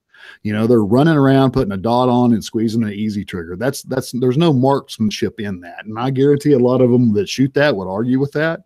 But the ones that really shoot it and are honest will tell you there's no marksmanship in that. It's a game. They're running around there just looking at a dot and squeezing the trigger. I mean, there's Yeah, bing, bing, bing, bing, bing, bing, bing, bing.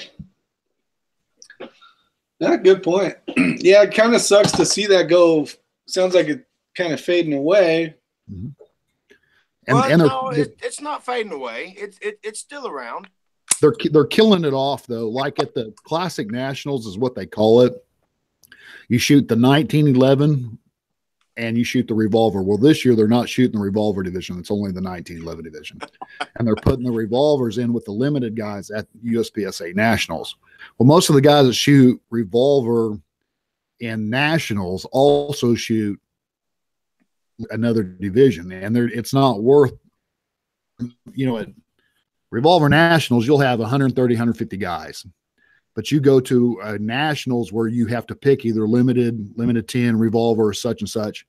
You're going to only have probably 15 or 20 guys that actually choose the revolver over their limited guns, because there's not enough people in that division to compete overall with the limited people. Yeah. Does that make sense? Well, and that's kind of what you're seeing in 3-gun too, is most people are running practical. And then there's a few that are running open, but I mean, it's good like for the guys that are having trouble seeing or stuff, but most everybody's running practical division. What I've enjoyed doing is running single stack high power, and what I use for that is my Colt 1911. It's only got a 4.5-inch barrel. It's a lightweight commander, and you can drive tacks with this thing at 100 yards. It's amazing. Do you And shoot, do you shoot USPSA or IDPA? I shoot local IPA here around in Georgia. And I'm not an international guy. Every now and then I'll go, or not international, interstate guy. I'll go to Tennessee and shoot a couple of matches, and I'm just out there to have fun. I'm not out there to win anything. Yeah. I'm out there to have IDPA fun. is for girls. Okay. Just throwing that out there.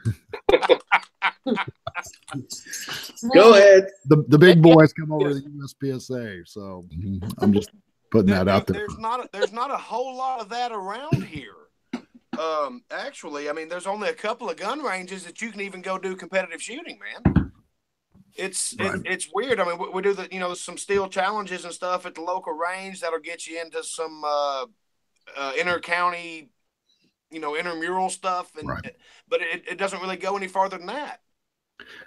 And I don't let this out of the bag too much, but I am a steel challenge shooter. That's what I prefer to shoot. That is, it's not sexy to stand in a box and shoot and then, five strings and go sit down.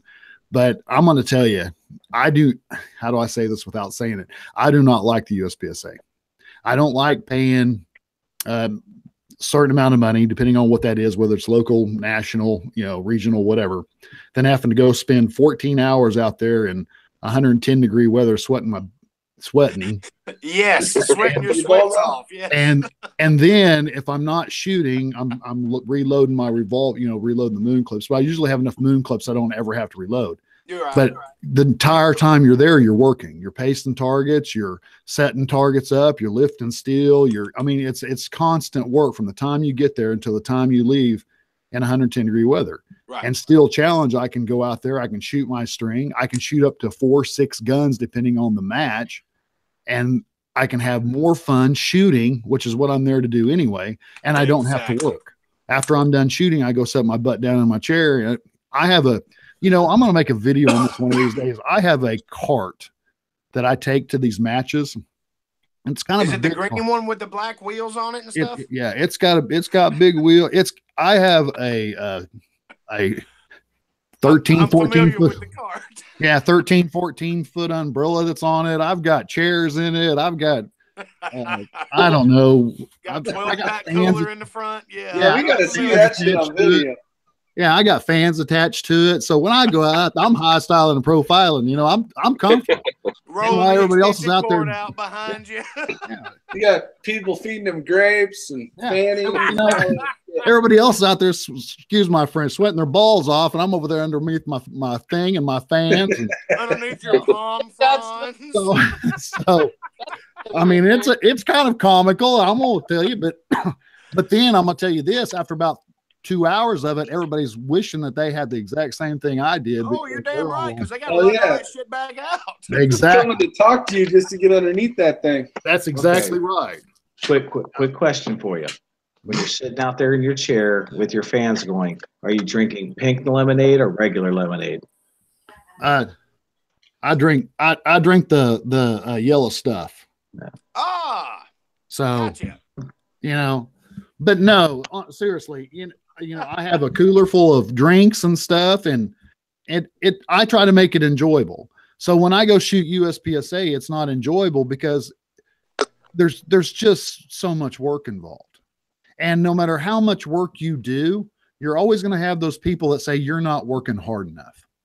And I just get tired of it. That's why I like steel challenge. You go, you shoot more than one gun, you go sit down and enjoy your day. Tell me how you enjoy. Tell me the reason why I've never shot steel challenge is because when you're watching it on TV or YouTube, it looks boring as hell. So tell me what's exciting about it. Like, can I take this, Reloader dude? Sure, go ahead. Okay. I might interject when you're done, but go ahead. Right. Oh, I'm positive that you will, and by all means, you're more than welcome to. Which, of course, you know that because this is America. When you're shooting steel challenge, you're bored as hell while you're watching everybody else shoot because this guy can't hit anything and this guy's pretty good, but he has a shitty time. But I mean, you're watching all this stuff going on in front of you, and you're like, can't wait for my 2 minutes of fame. And you get up there, and then all of a sudden now you're all built up and you're nervous and all that stuff, unless you've done it a bunch. And then you just step up there and you shoot, and then you're done, and you don't have to worry about anything. It's a great feeling to go up there and perform and then sit down. It sounds weird, but that's what I get out of it. Also, the sitting around is not boring to me because, you know, I know a lot of people, you know, and they, you know, a lot of people want to talk and hang out, and there's nothing wrong with talking and hanging out. And another thing where USPS, I think Steel Challenge beats USPSA is on USPSA, you never know whether you're getting better. And I understand you got the classification system and all that, and I get it, and I know how it all works, and I understand. But with Steel Challenge, you're shooting the same targets all the time, which means, well, yeah, that's boring. But you can see your increase in speed. You know, if one time you go out there and you're averaging 3.5 seconds, and you get down to 3 seconds, and then you're down to 2, and you're down to 2 seconds, and you can see it. And when you get down to 2 seconds, you're always trying to beat that 1 more second off the clock, and to me, it's more intense. Because, and you know, I don't know how to explain it. The more intense it is, the more fun I'm having, because I make it hard on myself. You know, running around shooting targets is more difficult, but I'm telling you, to me, it's more of a game and an athletic event, not a shooting event. To me, Steel Challenge is a shooting event. You have to, you know, get the target on, you know, get your sights on target. You have to squeeze off the trigger. You're doing it in a fast pace, but not too fast. You still have to have some accuracy involved. But in USPSA, it's more of a game. I mean, if you want to shoot the game, then you're not really developing shooting skills necessarily, because you're just basically spraying and praying. Now, you do develop skills by doing so. Don't get me wrong. I mean, I've become a very good shot because of it, but go ahead. What state do you live in, Reloader? I live in Oklahoma. Oklahoma? Oh, guys, just wanted to say thanks for doing this. This has been really fun. Yeah. Yeah, I was going to ask you about that. I saw some clear liquid in a mason jar. Oh, have I been flashing in and out? You have, but the bottle has too. Average Joe asked me a question, so I'm going to answer him. I won the pistol at Area 4. It's USPSA Area 4 is where I won the pistol. I won a CZ. I might forget the name of the gun now, but it was a CZ. It's the new CZ. What is the 10P 10C. or 10C? Is that what it is? Yeah. Yeah. You know how you know when you got just enough guns? When you can't remember what you got? When you can't remember everything you got? Yeah. So you could never have enough guns. Well, you got to buy guns because you think you lost them, but you didn't. They're just in the back. Yeah. I'm probably going to sell it, though, because it's just a plastic gun, and plastic guns are crap. Oh. Wait a minute. Is that the one that nobody can find? Yes, that's the one no one can find. Hold on. Hold the phone, dude. It's a Come on now. You know it ain't crap. It's a CZ. Hey, come on dude. Now. Have you shot one of these, the P09? No, But I tell you what, hold on. I tell you what, if you want to sell it, we'll talk later and we'll work out a deal. I was going to buy that thing. I was going to say, hang on. I'll give you a phone number of the man you need to call to buy it right now. Sad part is I haven't even shot the damn thing. I mean, I've just been so busy. Well, we got Don's chat. Don't worry. Don't shoot it. We'll make a deal. We got this, Make a dude. deal? I got you. You made the wrong statement around the wrong crowd. All right, I'm sorry. I had to pipe in on that one. Yeah.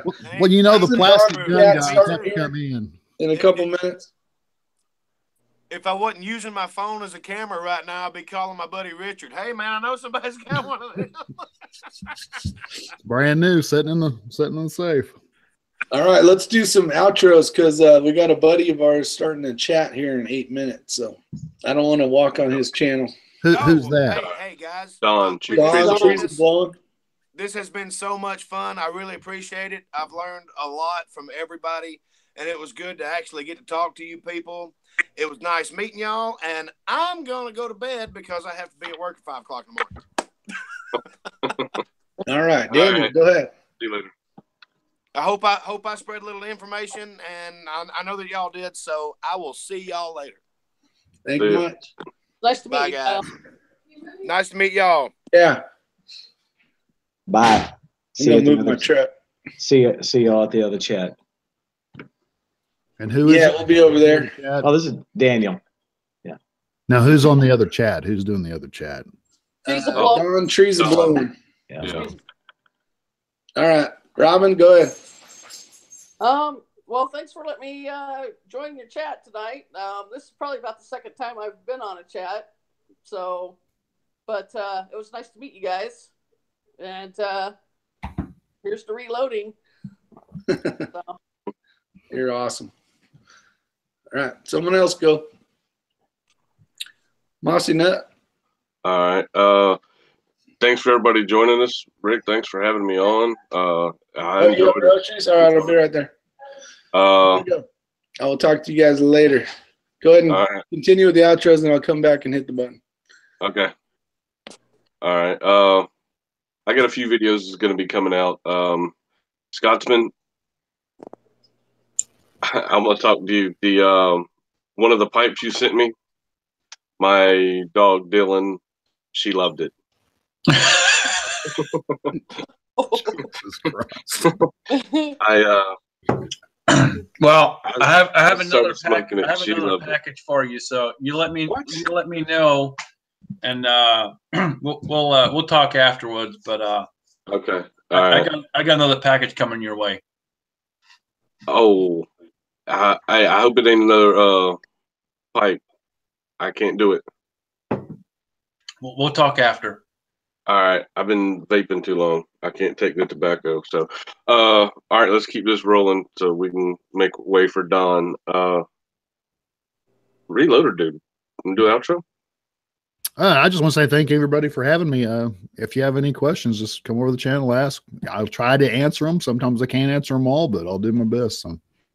I am going to make a video for the feller that asked about the 38 light loads. I'm going to do that for him. So y'all come check that out. Not saying when, but I will say I'll do it. Okay. That was Tool Monkey. I'm pretty sure it was Tool Monkey. Okay. I've watched quite a few of your videos. I guess I need to look at some single stage as to exactly what all I can do with it. I typed it in the chat, you can do lots of stuff on single stage. You can deprime brass, you can swage the primer prockets, you can trim brass with it. There's a lot of stuff that you'll always use a single stage press for, just besides reloading. I mean, it always comes in handy for lots of tasks. I mean, there's things that you can always use a single stage for, besides just the actual reloading part, especially when you start getting into rifle and stuff like that. Okay. You got anything, Scotsman? I'm out. Did everybody have a chance to say goodnight? I don't know how to click myself off, so I'm kind of. All right, I'll unlock. I'll hang up the thing. Thank you guys for showing up. Appreciate it. You guys are awesome. Thanks again. Bye. Bye.